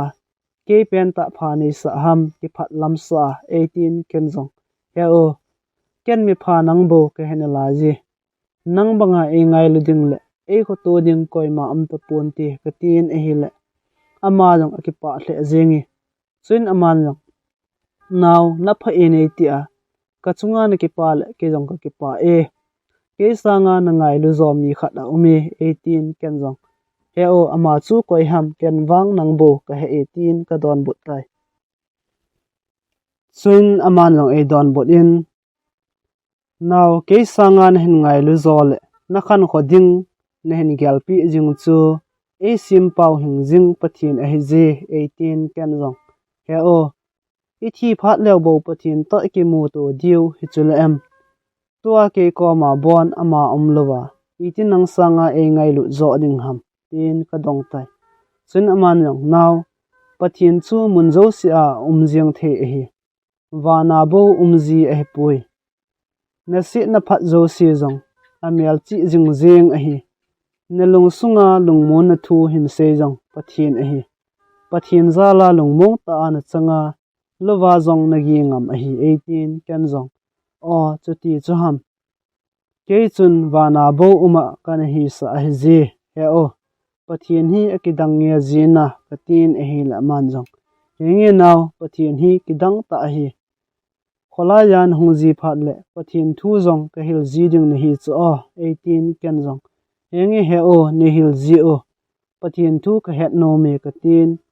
zawlam pe achun ka hong ke holim to pe thlonin a hi ko chang neu chun vot aki cha ji chun ke ka hong masan lampi a vot ke khai ho chu ka sat tan pe in a hi mi hon ei da jun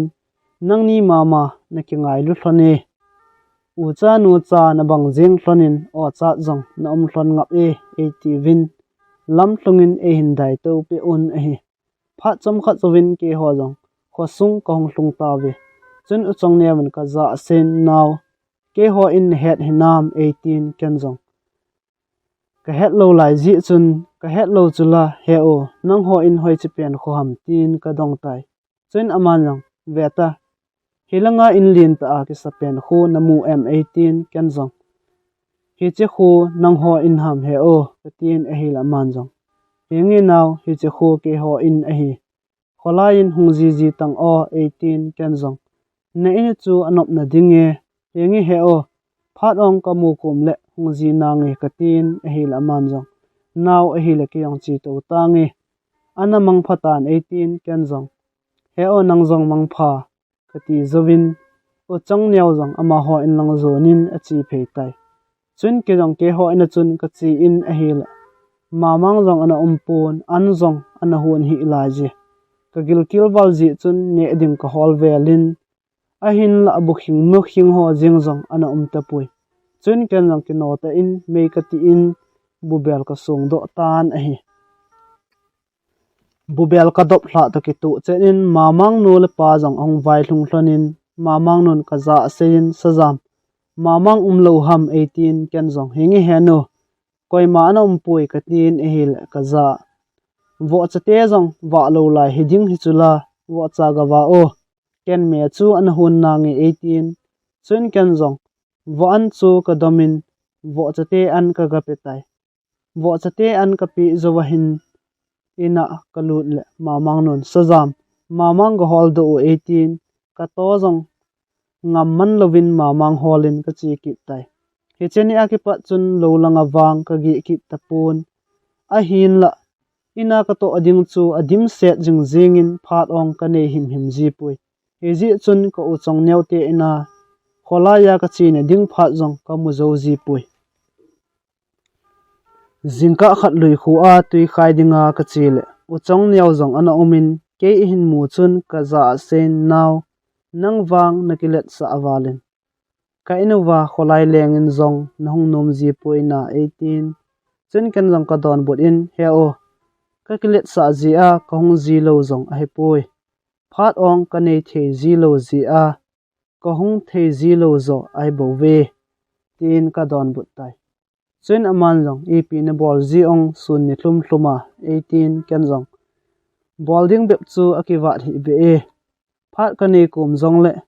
mamang nun kholai leng dinga e phal ji lo chu o he o tin ka sei pi tai chun aman jong naw tu ni le hungona na to ka ding le na sangkhol ding jong ka khui pi e ngila an 18 a hi le ka ke pa hle zingi a ji chu sangkhol khat le to ka khat bo ka nei e he che phat la ya chu a house on jong van khial ni la thum kalwal an nei ji lawu hi ke di chun khat bo se kaneya asun azan chom lowa sangkhol khat la to ka khat chu kana ki van jing ji a hi kan jong he o ne ngai lu ji in na chunga ka ki pa e ain la mamang nun ein sol do ding wang kata san pui katin e hil aman jong now ken mamang nu kom hung se na nge tui ki thal loi jo chi ta hete 18 chun ken jong tui ka thal lojin u chong neu chu to ka thon khomin in lang ka hin jun thon tai lampam mun khat a tui bel ko jin chong neu chu ke ho an ahungi uchong newin mamang nu komin heno sajam ke ho ina ki pui ingi 18 ehil mamang nun zong ipiding na ti ham chong new na pui nom le ki pui in lang nang hon umpi jing tawin atin lunghang thim ta in uchong new chu a hin don but e chun uchong newin kamdam onemin adon but in aza heno ken umpi pai pai ding ka ti zong a di pui von khel khat le ni be zong ane lo ji a sangkol khat le toka khat ka khui pi a hi chi chu hungkila le ka ti ai bo ve nung set in ne hin sol pi in tin sei tai chun ma mang nun na pui num le pu yin lang ama wang hin nung sol lojin atin uchong newin jong hingi heno a hi le o ka ki pa e ke ni jong ka chi thloningi atin chun ke ni jong uchong new te in lang ka zon jel thlonin tui bel chu ken ka po phei tai uchong new te ina ka galu chu mi atam hle zengun e hi le ke ding in za chat ki phat lam om hle zengi chapang ho chun uchong new chu he ni tin a ko un a hi uchong new in naw tui bel chu kem langa khun ga tungo ken na von dinga ka khui sangkhol le to ka chu galado ingi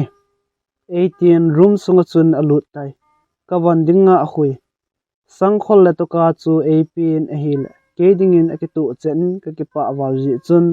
ka hli hung lung do lew zingi aji chu ka chun de zone e da thla nunga khut chai thil pi e ki pe masapen a hi ji chu a hi uchong new in sungmi te chun uchong new adongun ama chu koi hikit ta kamudo kha hi be e tin adongun uchong new in jong ka hin khotu sim hole phat sot pi lo langa ka gi dan thusim ho chu a sei pi e hi che phat la ya chu ngol na khang an hi na lai ji chun chaga ki noi sin an sangin a hi le ain ko te chun ke chu e noi si the tle un a hi ji chun ke yong ka to sot num ta pun uchong new za ka sen he o ke yong chi kit tangi mamang nun e pho kit khan ti ka tin a hi le uchong newin e khamin naw hung bon hung khalowa khat ve cha khat hunga to ta di tango an zong hilai hin ne zengo 18 ain la in sumi te mit ha hoi lo ji chun kom sot nom ta pui ji chun aza ka seikin he o phat ong ka nei kom le sun khat to hung kit na nge ka tin kong ke le kit tai ki pa ta in ka ga hlun le mamang nun lunghang san e na lam tun hiti chan chu ipin hin bol den ham hung nung loin ka tin hi hilo ham a velin hung vai ge kit po po tang nalu ka jet chip ding a hi gang chel wo chate khu an ga peta to ding tham ding ki hol lawa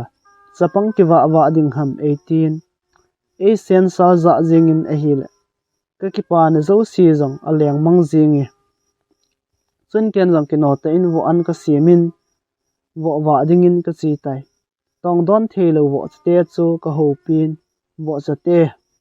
ha ne en ne vo nang ho su a pang chu ka hi ma je vevin ka hin kho hi nang ho sanga jong nui nung zo ka hi tai leisi thil sim la nui nung pen chu ke ka hi ke sanga pathin thil sim zo si chung nung zo chi ni hi ve ka tin thachit ta in wo chate chu ka ho lim pin hi wo ka wa zovin ke jong ka nung chi kit tai mamang pan wang ima seibe ji pun a hin la mamang nu chun sol na ding le pho na ding bo e hol jingi mamang nun ka za asin sajam tu ni le invel ho hi nin su thiang ding tui jong na khai ding ni thla pha le an jong tui ta na hun ding a hi 18 ken jong hingi heno na sei bangin ana bol na nge ka tin aman jong sajam nangin bu hin thu o an jong ne do ta hoti ein ti ki in chun ken jong bu ka thu in an ka ne khom ta ve bu le me ka ki tam thu kom jong le e pho jing ji ji chun a velin jong ka ki thu be kit ngam ji pun walo lajin ka mahai ji tai mamang sul kai ding in achi in anul apa jong vailo kon din lo langin achi phei hlon tai chun ken jong chempong ka nol hemin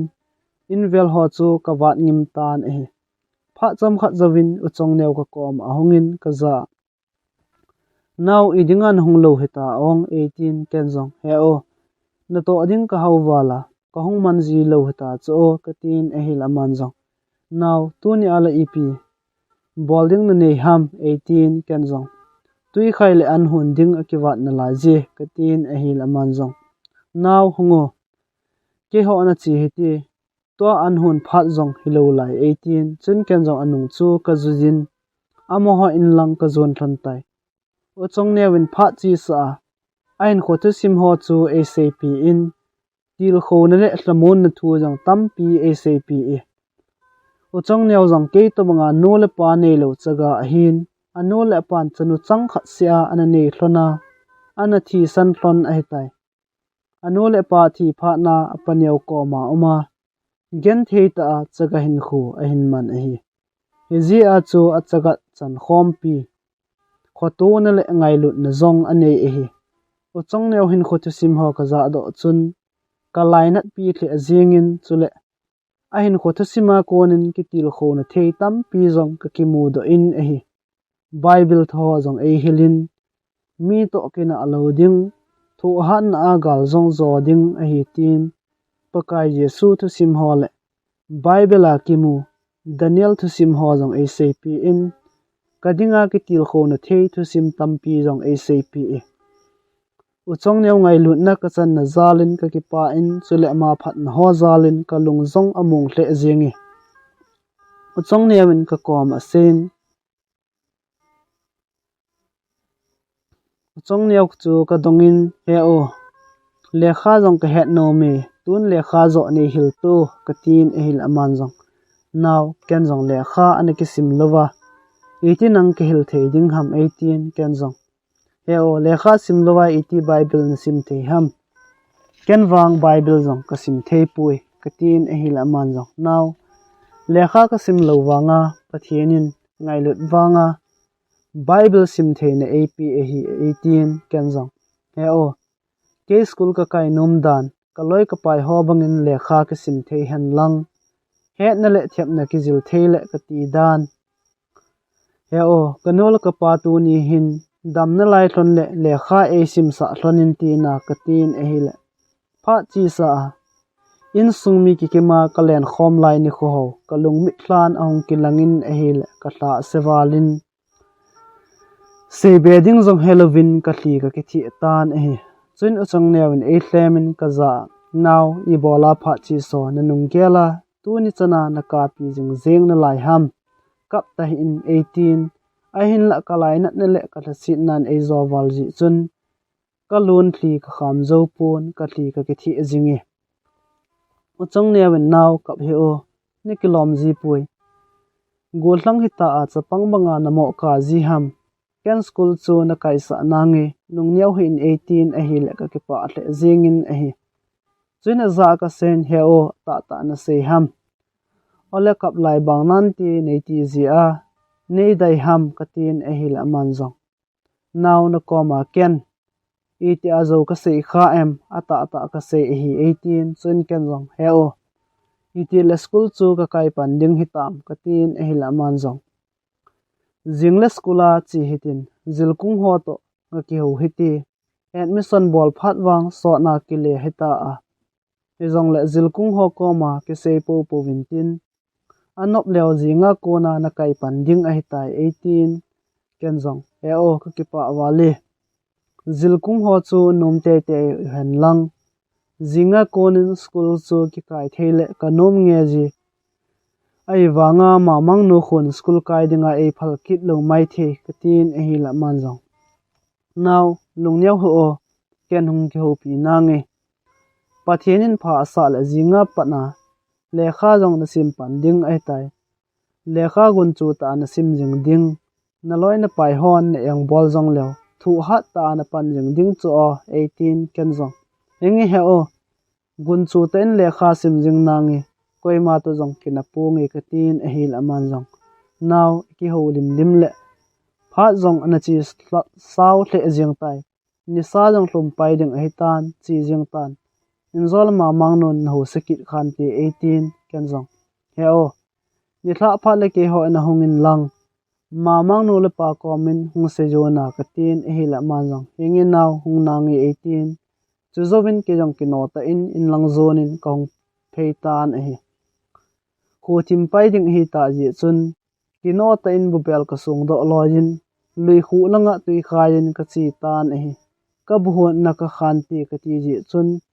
tui ka thal lojin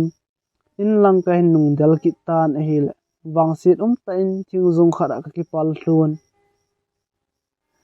ka tui bel put zong a thop chet jingin a sunga tui zong a ki bo chai hil jing tai ka tui bel put a thop ji chun ka ki phalam hle jingin mamang no le pa hong vai thun ding chu ka ki hol lal ma jing tai chun ke yong ka thun namuna konin ka tho do lojin a tha in tui chu ka thal ki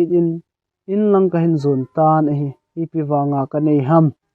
in ka galut le ka buhun chu anaka in bu ta jong ana bang ta pun mei hol bangin ana vom thla jeng tai tui bel ka tha top to ka buhun ne mo ana su ki jeng chu ke dingin ki khotu wang om thle jengi chun bu bel chu ka dam thla lojin no thinga tha a hun ding tin bu bel chu kiam langa ka dam do tan hi le mamang non leitula konin in samin sajam ep na bol ham ep ham akanam chu 18 kanwang ki phalam pumin ka don bot in ano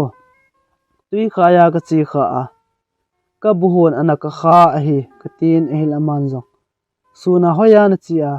an hun to bo na ki pat bep ham tu hi tui kai phat an hun phat na hi sa ham 18 ken jong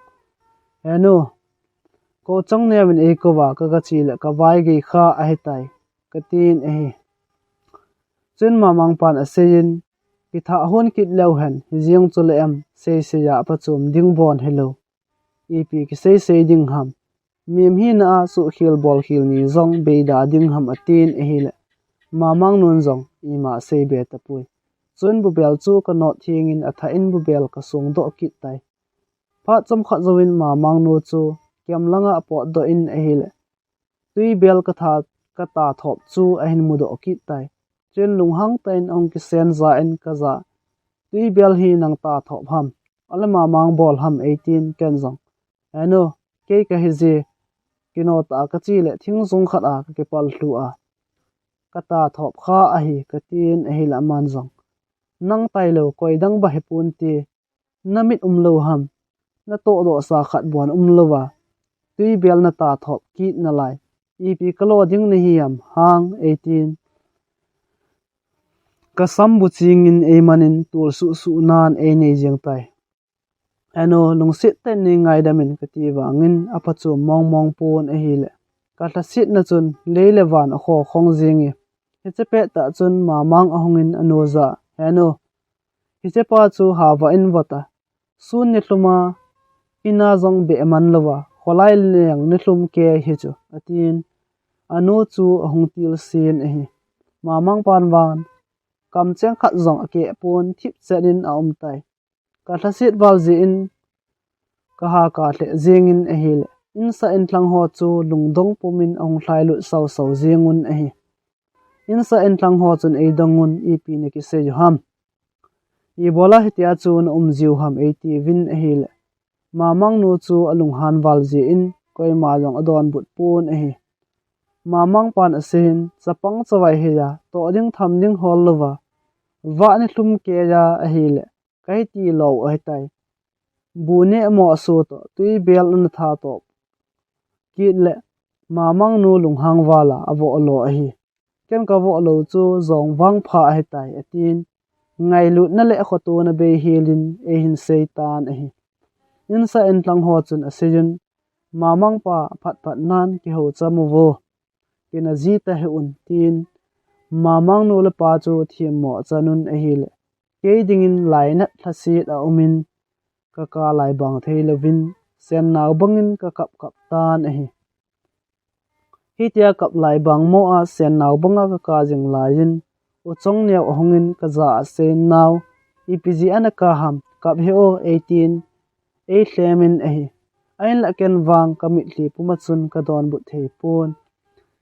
kamit hli ka thi zingin a hi chuin uchong newin mamang nu le pa ko ma sen henu hepa mamang hi idinga kap aham kezi ahji ni ngaidam thlonin tin ahung seitai chuin mamang pan adon but in chong new nang ji zong a hepui ka ki het thim lo ji uzo a hi ki phalam ta hi in amonga ipidinga na hung ham atin a hi lo chong newin don but in hepa sajam lekha sim ding thanum valentin lekha sim sa ding katia ezia chu nang ni ko ma ka hong sei gun set a hi tin a hi lama mang panong ka hi bi e chong new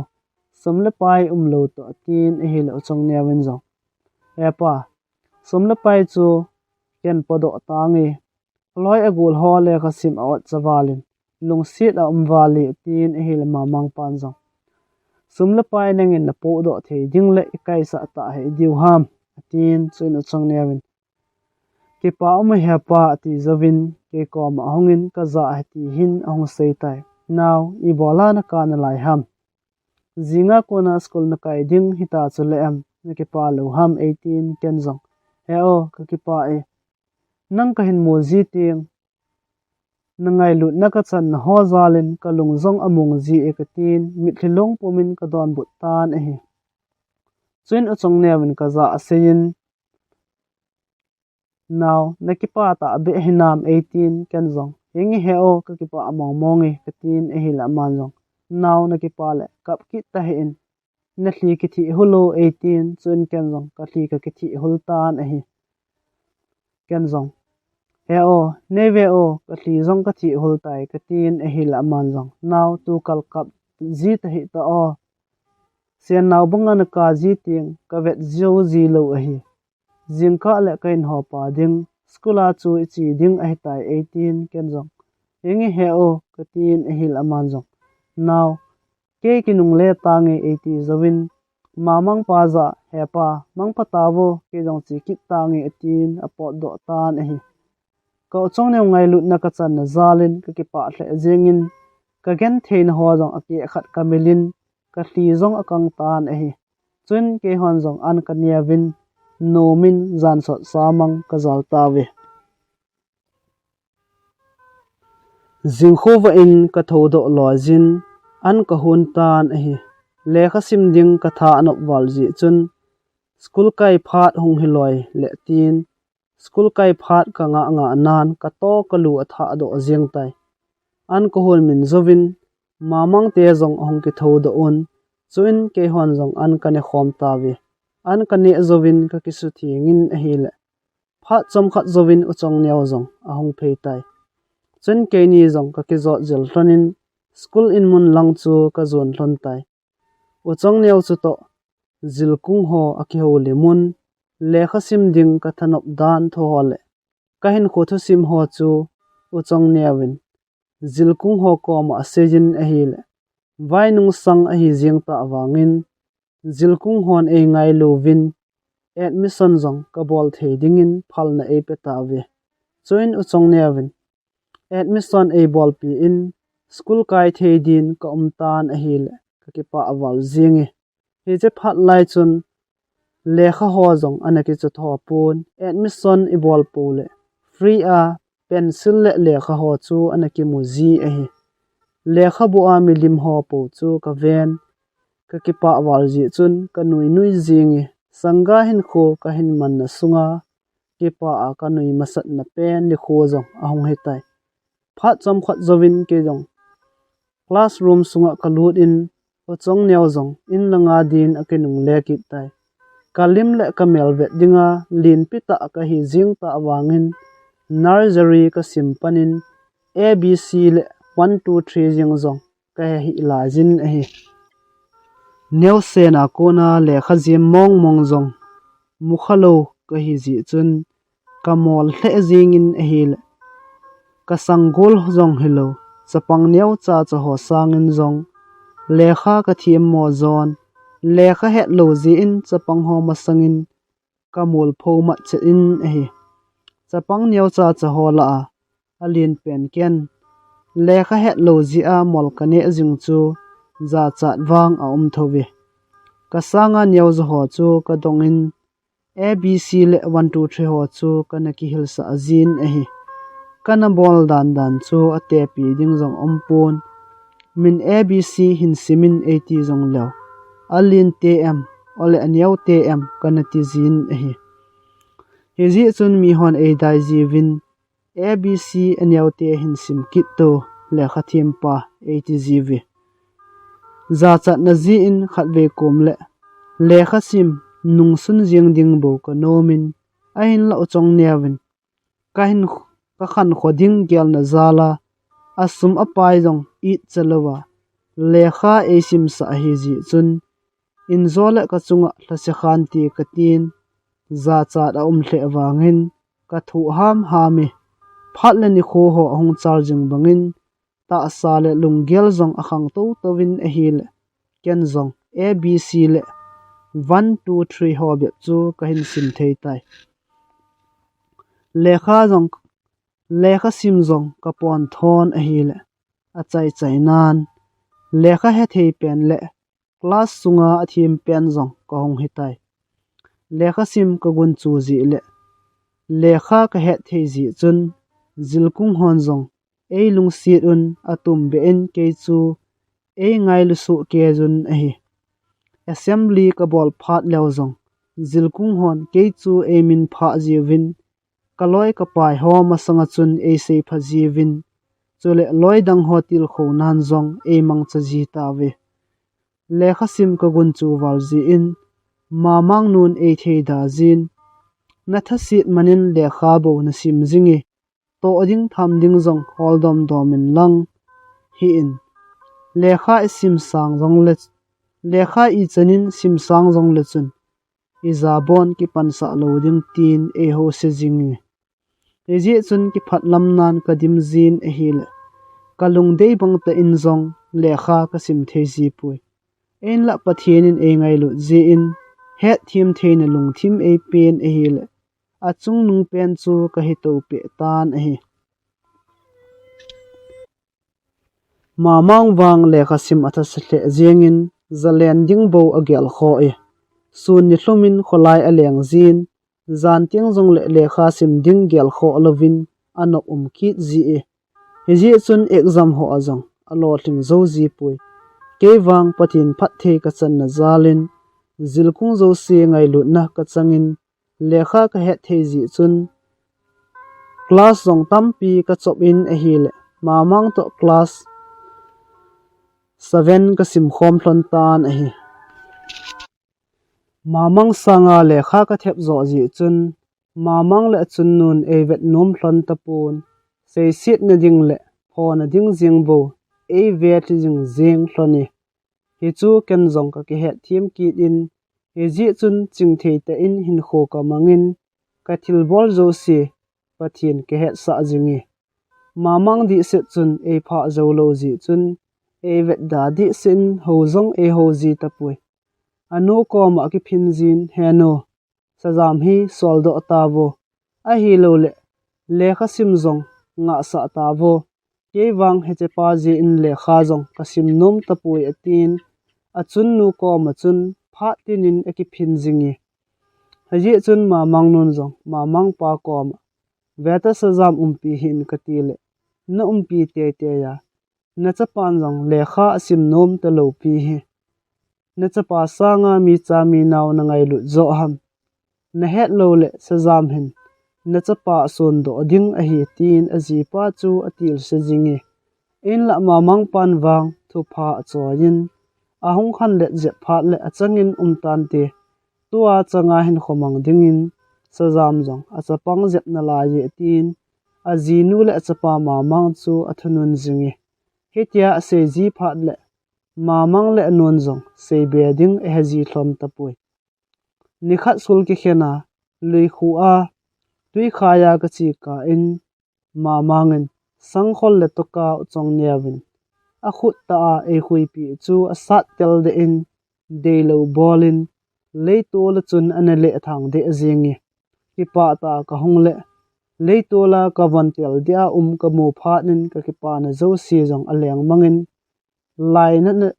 lainat na le la sit nan mit tin ka lung tan a hi ka lung zong a hangin ka thla zong a sin a hin la I ka lo thei di pui a ji chu ke mi na mai mai ka he bo ve ka von thang dia ho chu ka cham khomin ka lainat wal ji chun sen naw bangin ka kap kap tan hi ka ting phat chi sa ka hin kholui ho ka lung mik hlan a hong ki lang zin in sung mi melkim dila nui khom lai ni kho ho thangai na chu asang di set zin hi hiti hi ji chun hlasit na mi tli alun pat ting lung chim thei lovin thonggo bangin alung lung ji tan hi sanga ke ding in wang ki pa na ho jeng zong asot zo ji pun ni khat ni zong chaman lovin ka nan ale pai ji tai thlasata ale lai na ta ka pe in o chong neu hongin ka za naw I dinga na ka ham na van chu ipiti ham koi na su sit pi ham tin e hong dongin ka lainat wal ji chun ka don but thei pun ka thli ka ki the zingi chun u chong nevin mamang bol hi ding chu a hedo pain a pho tai mamang ipidinga sajam wan ho hi na su sit pi ham ipi su khil bol khil uma hetia hi mi na bol ham chapang a phabep a ding a hi tin mamang chu a ho se tai chun ken u chong neu chu ka khamin he o lungsi ten mamang pho hi ben nang na chi do ting ke e ang bol kit ding a hi nei ngai lu le mamang chu ho jong ho se ta hin ka tin u chong neu za ka se ji chun u chong neu in e tlemin naw kap ta hin he chem ngol pa ji a I bolana ka ham ken atha na khui pi kit na nge 18 e thamone chun ken zong he o gen thei ta atha khui kit zong angai ta pui he chana nei ngai lut na zong ke din a thling set tai atha nei khui pi kit zong la chun mamang in e su sit pi kit tho tho ding ka lainat na bep hi kit ding a hi ka tin e hi la uchang nevin naw hongo I pi hi le ke ho na chi hi ti 18 ka khut in e ka jin ama ho in lang ka zon hlon tai uchang nevin gap thlenga konin mod a hin la do in naw mod ne hi ti 18 mod ne pomin ka ki ho lim thlone naw amasa ka khui pi sanga hoi zo le phazu a sangkhol le to ka hin khui pi ki ding na hi chu o 18 ken zong he o patan ti khui ngai ta pui ka tin e hi la man zong I bola ong na de lo hitam 18 ken zong he o ka de lo zia ka sei e pui mamangin e su sit pi ki tho tho ding a hi zia ka sei e bove ka tin e hi la man zong na lung thlai na dinga a hi le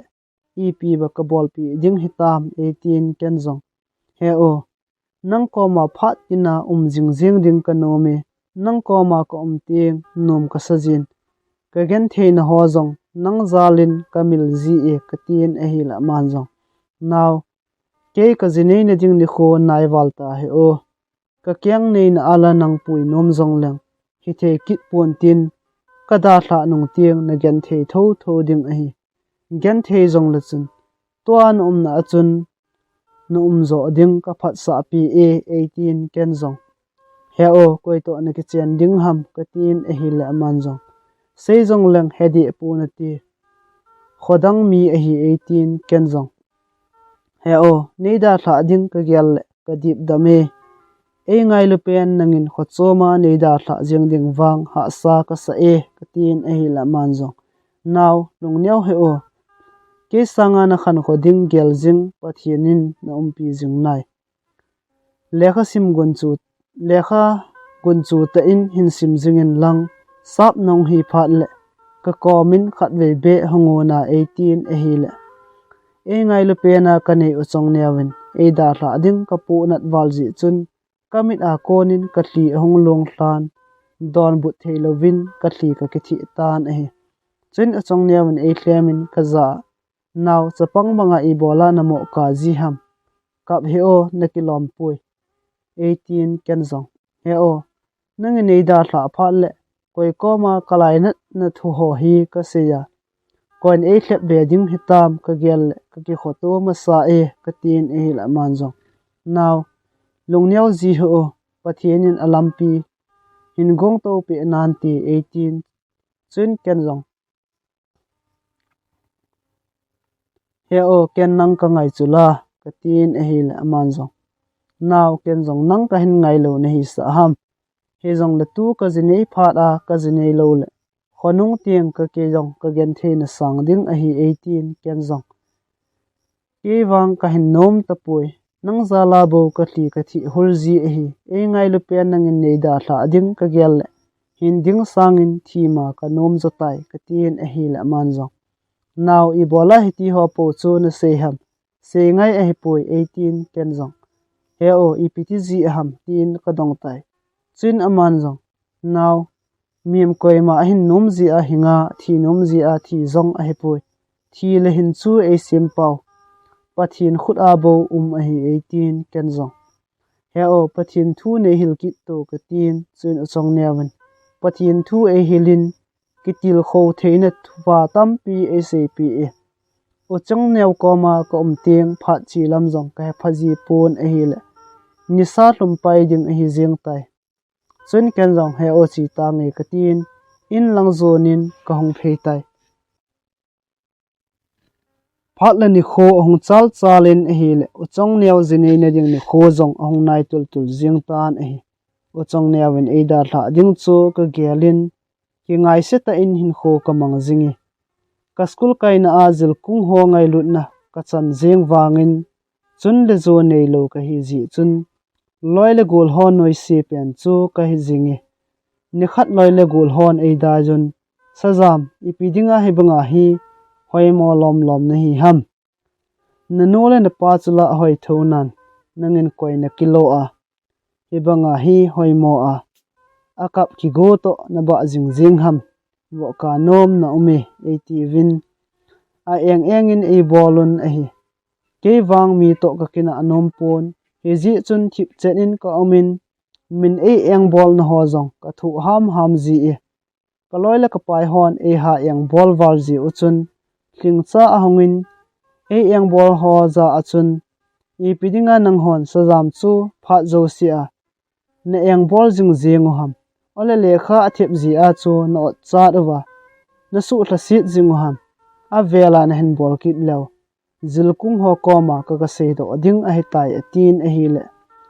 e eng bol ho chu a khongai ta vi chun thling cha ka kom a hong to win ka za he o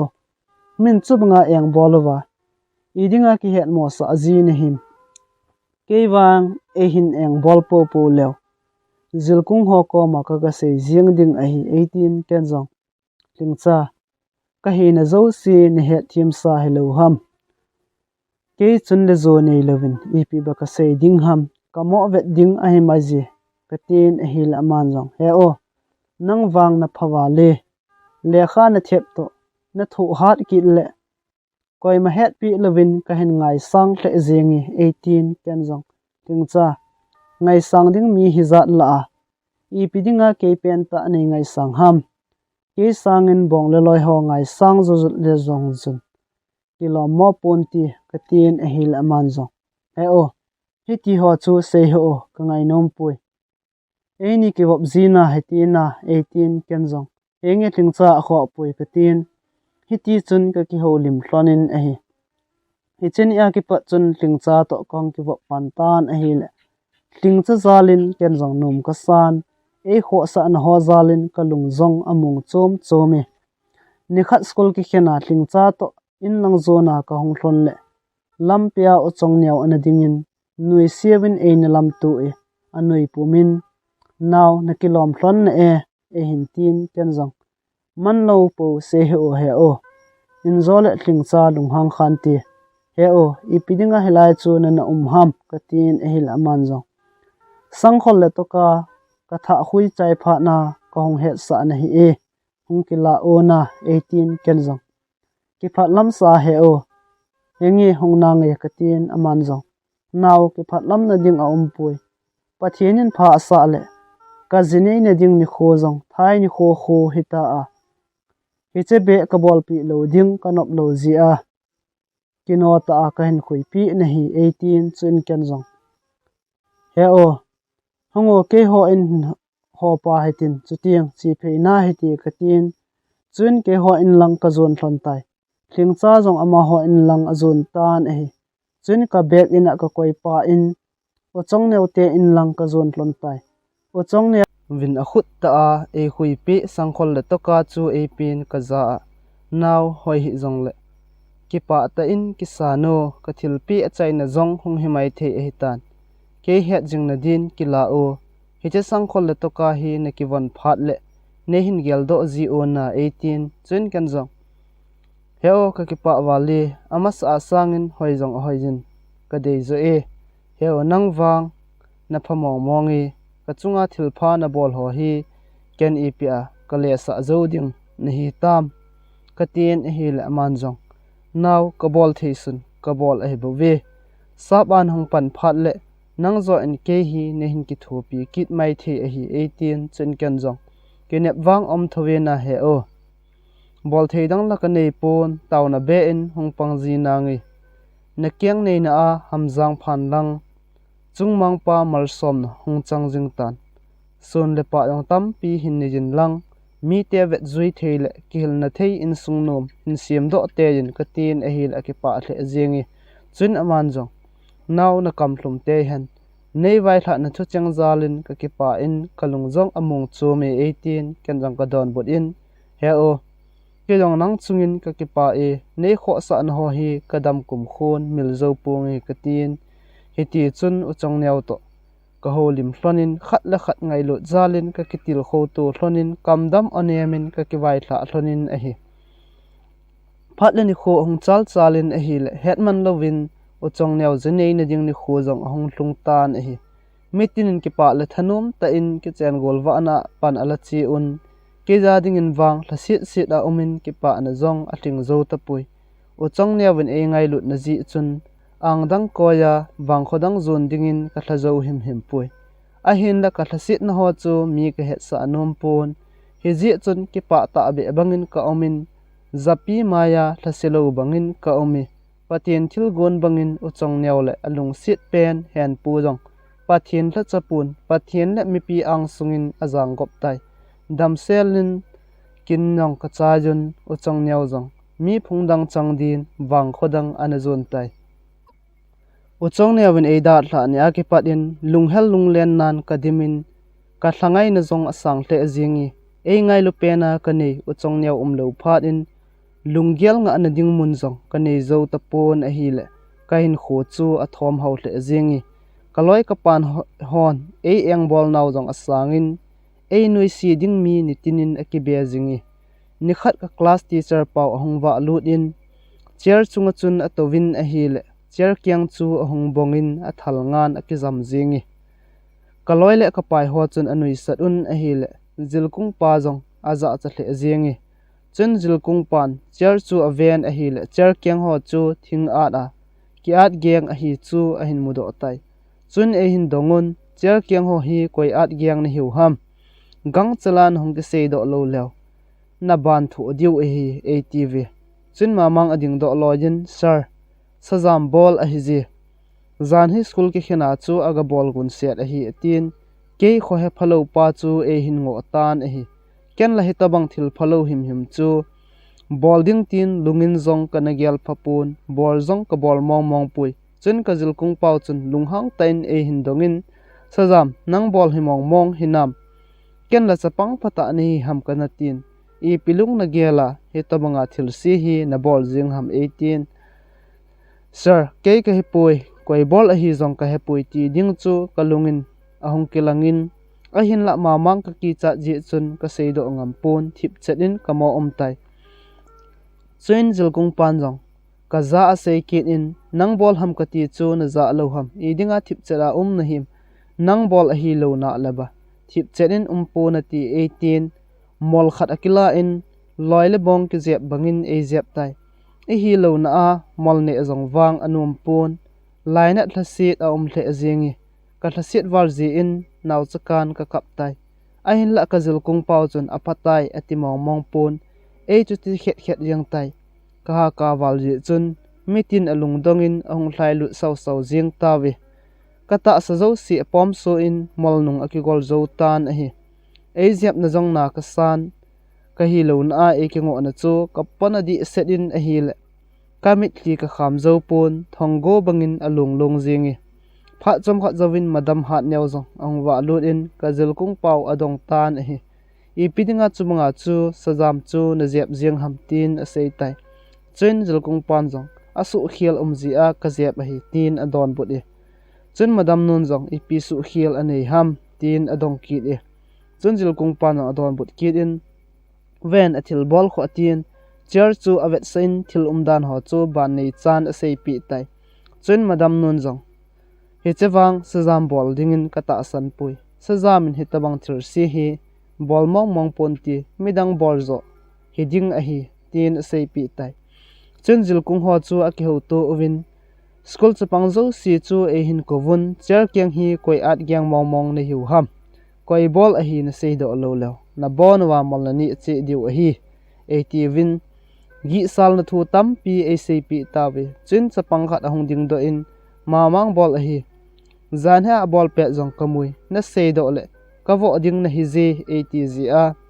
ka sei do ngam lo a hi tin thudi chu a hin phung do tan a hi chunjil kong pu chu ka kom a hongin ngai dang a hong ki thum tai sajam I pidinga na thim na thu kam chang khat be zong na sei lo ham ke ka he poi ana tila chun na chunga khut zong ana ki hla lo dinga sajam ne ngai damin ka het thim lo zi a na chunga khut kana hla kha a hi tai 18 ka koma ki phalam ta in ahung se ye chun kenang ka don bot in sir nang thim mo ji zong a hi pui ki phalam hin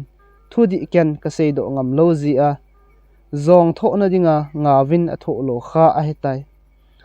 sir na koma ka taw nom na khat zong a ome lungsiat in ne ngai pi in lang ka taw na ocheng hi nei san pi te yin lungsiat ten mamang wang zep hi ben achuti lo le achunga khut na hla le ke chunga ale thu ki ding a hi ama na bol gim kha le school kai theilawa ka lo zong ka sei thei poi ka tien zilkung pu ko machun mitli pumin ka taw tai chen zilkung pun ei don bot in dan dung zu ya god na ka pi ding chu ka kin a hi sajam mamangin hin eng bol kit le ki phalam lovin sei jengin ken athil bol dung zu jin le thu kit na ngai 18 chuin mitlong pumin kenzo ka don bot in sir a hepui lungsit ta in ke khan khoding zong nei gyal pi in lang ngai dam mai tan ka thu na no hi mamang thu bangin gyalin lang simpi zengin chen jil kungpun ei don bot in sajam nang ding gyal kho anan ngai dam tangi ama wang hitamang thir si avela a hin bol kit lawang skula kona kano do ding a hitai atin ke khan khoding gyal na zalin asu khil na chu angai dam tan hi phalani kho hong char jeng bangin kum la thla jong ong ki khialin ke jong kum somni ka thing tan hi example phal jong hong hlung pai tan hi le ke za dingin ke pa thanop ma hle zengi aji chu pathienin het thim theina le chi na ap ji chun lekha ka ji zo se ke hasu ke jin a hi le example sanga num zo chu ke ja dingin thildang a umpui ban nei chan subject ho ka hin bor zowun pathien lung sit in damsel chan exam zong ka chai ta vi ni phabep zowin result zong ahung out kit tai result out tai ti thu ka za phat in ke jong ka chin result ki ta do chu ka ga ven a hi le wang phat ten ke chu chung nung pen in ka hong pangin ke ban ta in hlingcha apang kit e mamang wang subject zo sia a fail in a hi kalol thin na chungin ka ki pa hle zengin a hi aji chu hi che phat la ya class 8 pass on jong government job anamu ziu a hi tai a hin la golpa mamang alol thin lelji chun ki pa na jong a thing zo di poi nyatha in mamang chu anu ko ma ki phinin ano sajamin ke result akila e zilkung ho ta ki ho to owa ama result chu KAP owa keja aman akila a hetai atien anu ko ma chun zo thu jeng a seitan a hi chen a chun nu hong ki sen za in na za achalwa mi result nangin nakila ham elai in sungan sot lawang na lol ka botan te ding a hi gang chalin na ding mun ki hor jeng in 18 e ho se za za jeng tai sanga ke ding in wang sakei ba akai sangin zong mamang nu chu ki chat zon ka ging mama zingi hanu mama nga ka kila hipui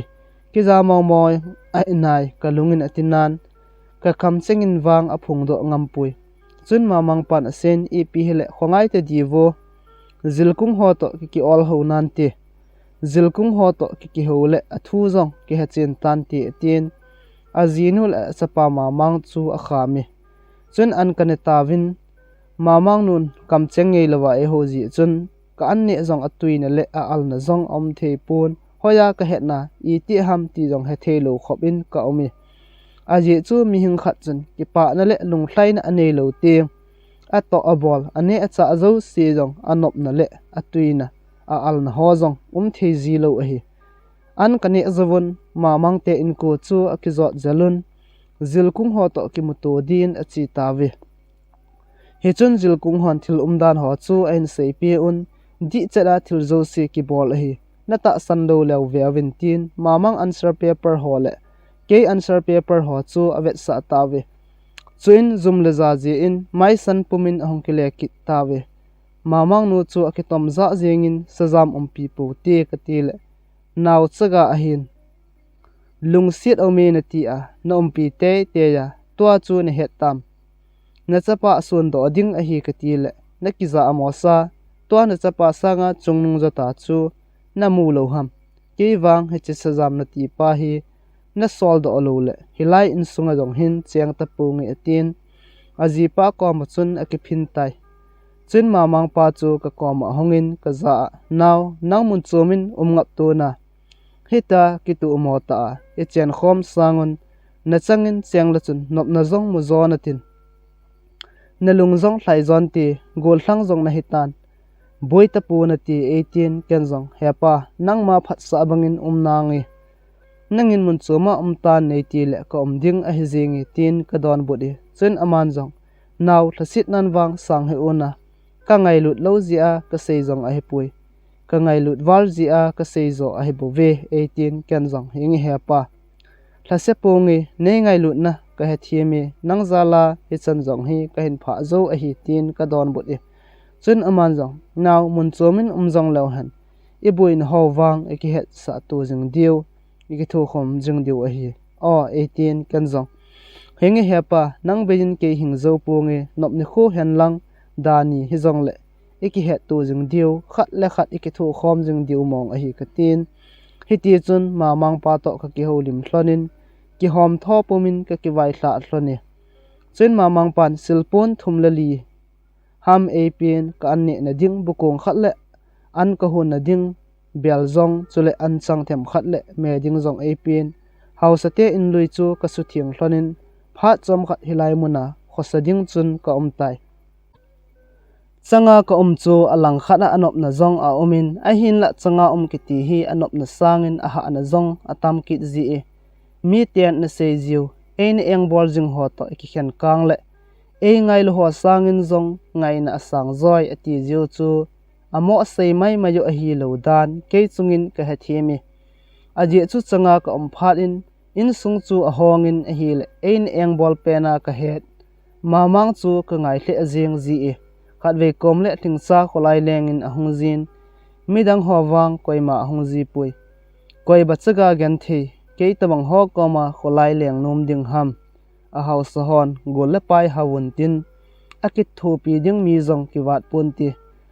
tin lung ka gyal ji e sanga ke wang koi magyal do kham zong ka hepon vo kula vo cha ki hen sangin zong noi nung zadanin ka ki gyal ji e lung hel lung len nan ka dimin pha chi sa in sungmi ki kemal len khom lai ni kho ho hlangai na mitli alung jingi lungyal sein ding mun zong ka nei zo pon hi ji chun bible ka semin ka changin kele ke ka kitlamon ji e ka lungyal asan walteng lungyal nga nan pathin ka nejin dil supumin tauna kamang ji e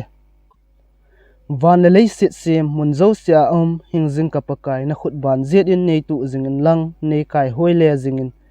chun le zo sing sung mi nei lo ken nang tai lo building dang ka nei pui ka hin khu Thusim le ka khan khu zo si nangin sei lo win zong ne thuim su ke ye nangin nei pan pin lang nang ma zala mi he the khat ka hong hi a chule kanau kim biam zong lei sit na hing na lai a hi le ka hol do theina din nei pin lang nei ki thu pin nang ma lovin ke ka tling zo pui ham sit ka chan na ho zong nang ma tha na zala ka thu ham zo a hi chule ka lotin na ho zong nang man phat theini bu zal a hi ti ka he pakai nang man nei kai hoi zingin lang nitin kalam thla na mun zo sia nei thon pi zingin thilsi thilpha hle khen thiam na lung thim zong nei pin lang pi ham ka bol dinga lom pi ham ka sei dinga lom nei lam hil zingin sit na ho zong phat na ka le thu a gan thein izan e lam tu ding hi zong le nang ma zala a khon ni geja ka thu hlung zo na din nei changthla lo zen ka iza kai nang bo ni hi le sit na Lazarus banga gen thei thu ding ka hi ta zong le Lazarus banga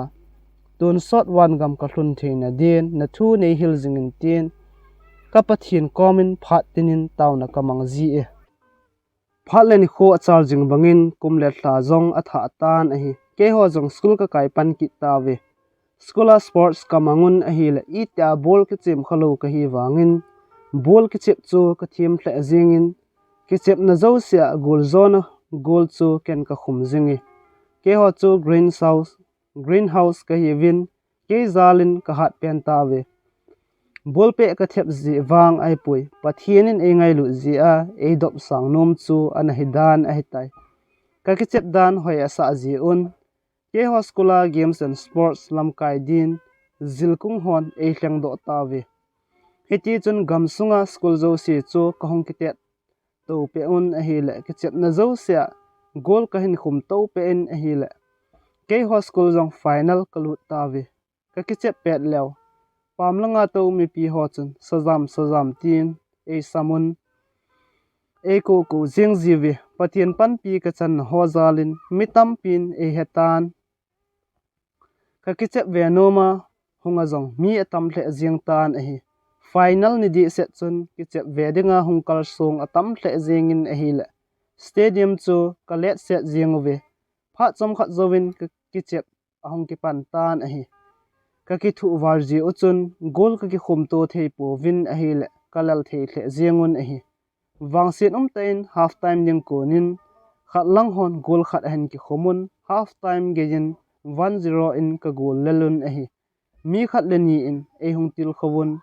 na ki chep dan wang a hoi hle e ha bolun lang gol zo ding nung gel nei cheun sajam ki chep di wang mitin nung lai a koi kha hle jingi e ti win til kho na top thon e hung pa chawi chun second half ong ki pan ki tan a hi ti ka ki ha bol wangun gol ka khum thei po win khatlang hon zong a khum be thei ta po win a hi le ka ki thu hle jingu ve pha chom kha zowin bol ka hung changin ken zong gol khum te din ka ti ji chun bol chu ka pu jin mi tampi ka hlam thlatai ka pe le gol ka khum ding bo awat tan pe ding ka ti lai ten mi khan ka keng a hin kamin a hi le ka ki pal thlatai penalty hiding dol ta hin a hin la referee pa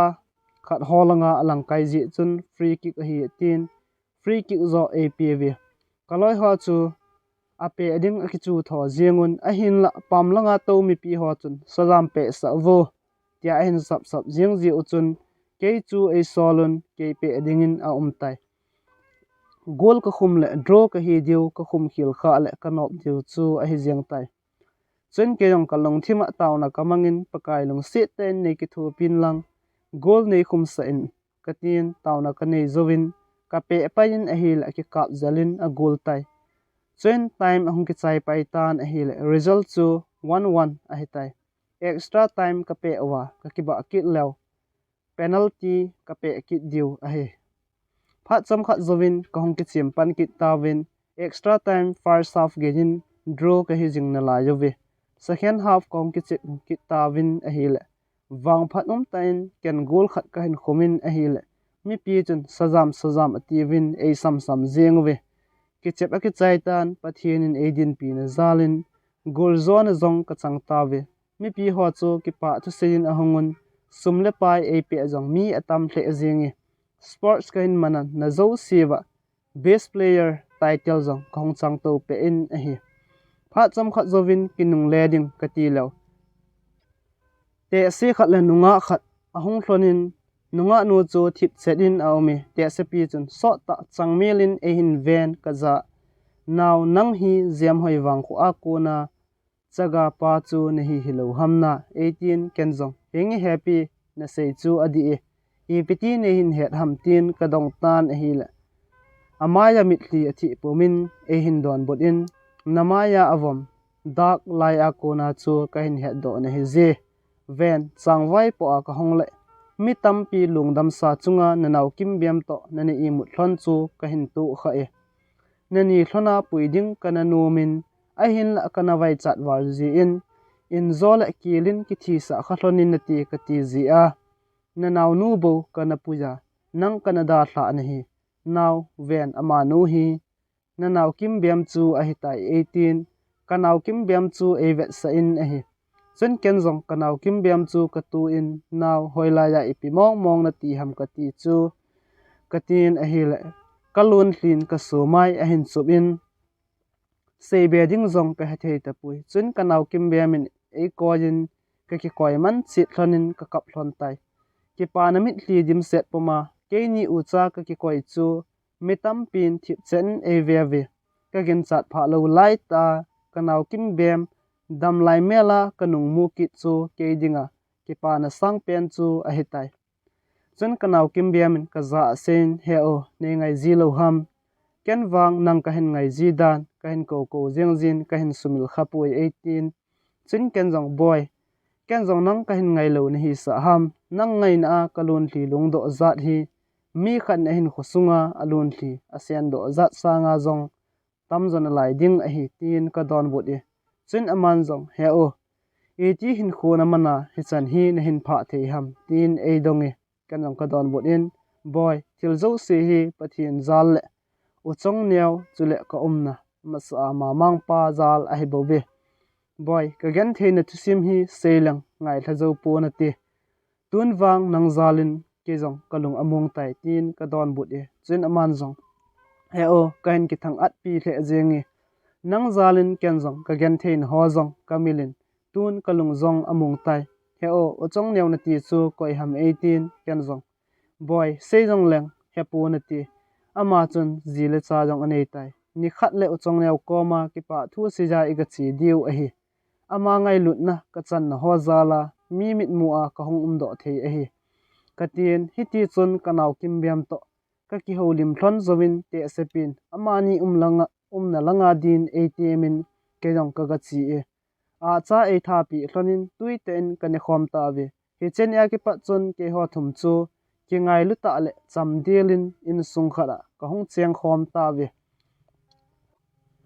pathian ma puin zalin class 10 chan kasim zowin government service zong ka kimutan pathian phat the e bu na ho khat le ni tin aban banin ka hin sim pan tan e government job kamu zowin tlingcha to kha ki chengin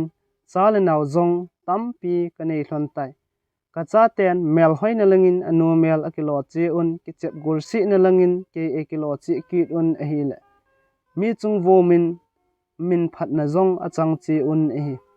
kanyaw wa ko na e ngai lujing uchang nyaw zong abui na ho a tun ka ki thu pi jing tai chule ma mang ngin abe bulin e mangin sung khat a ping khom bangin ki ngai luta in hin kho kamang khom ta ve kanaw kim biam zong angai pen sat do to ki chengin chale naw zong tampi anei hlon tai pathian zalin mitin sei phat ka changun mitin ki hilna zong tun ka hita ve chutiang le ke zalin mi vai chon zong nom savin ka koma ne ding thuma hungzo si chu khut go kevin ka le sol do ngai pui aji chu phat thei ka chan na ho hi krista ngai lut ka chan na zal hi ti ka he na ama ngai lut ka chan na chu ka la sona ngai lut zala gan thei chaga ho zong ka zo kham khama ka ki thu pi jing a hi kalung kham pi pen chu a hi le mi vai cha khat ahung hausat pha na gan thei chaga ho ko to na nei lawa musit mi hem ho hi a hi ka in nei pi zalin zong lungmon na kamu ben ka cha te zalin zong kamuk be in ka lungmon na pen le ka lung thlai na pen wang krista ngai lut na ka chan ho zal hi a hi thusim ngày nôm ta zong hiti chun ông cái chai tan lung lut ta abula kona chai na chan ge e hin ngai pi ho zo se chungin ki pa thu kain pongin pa thenin pa the na bu chi tau han chule kom na hi thing hlang hi zin gan hing ham ho zong hung ki za sau ding hin hi cho chu nei ne het thim pi wa aban Thusim inanga ki divin ikiti move ka ki pa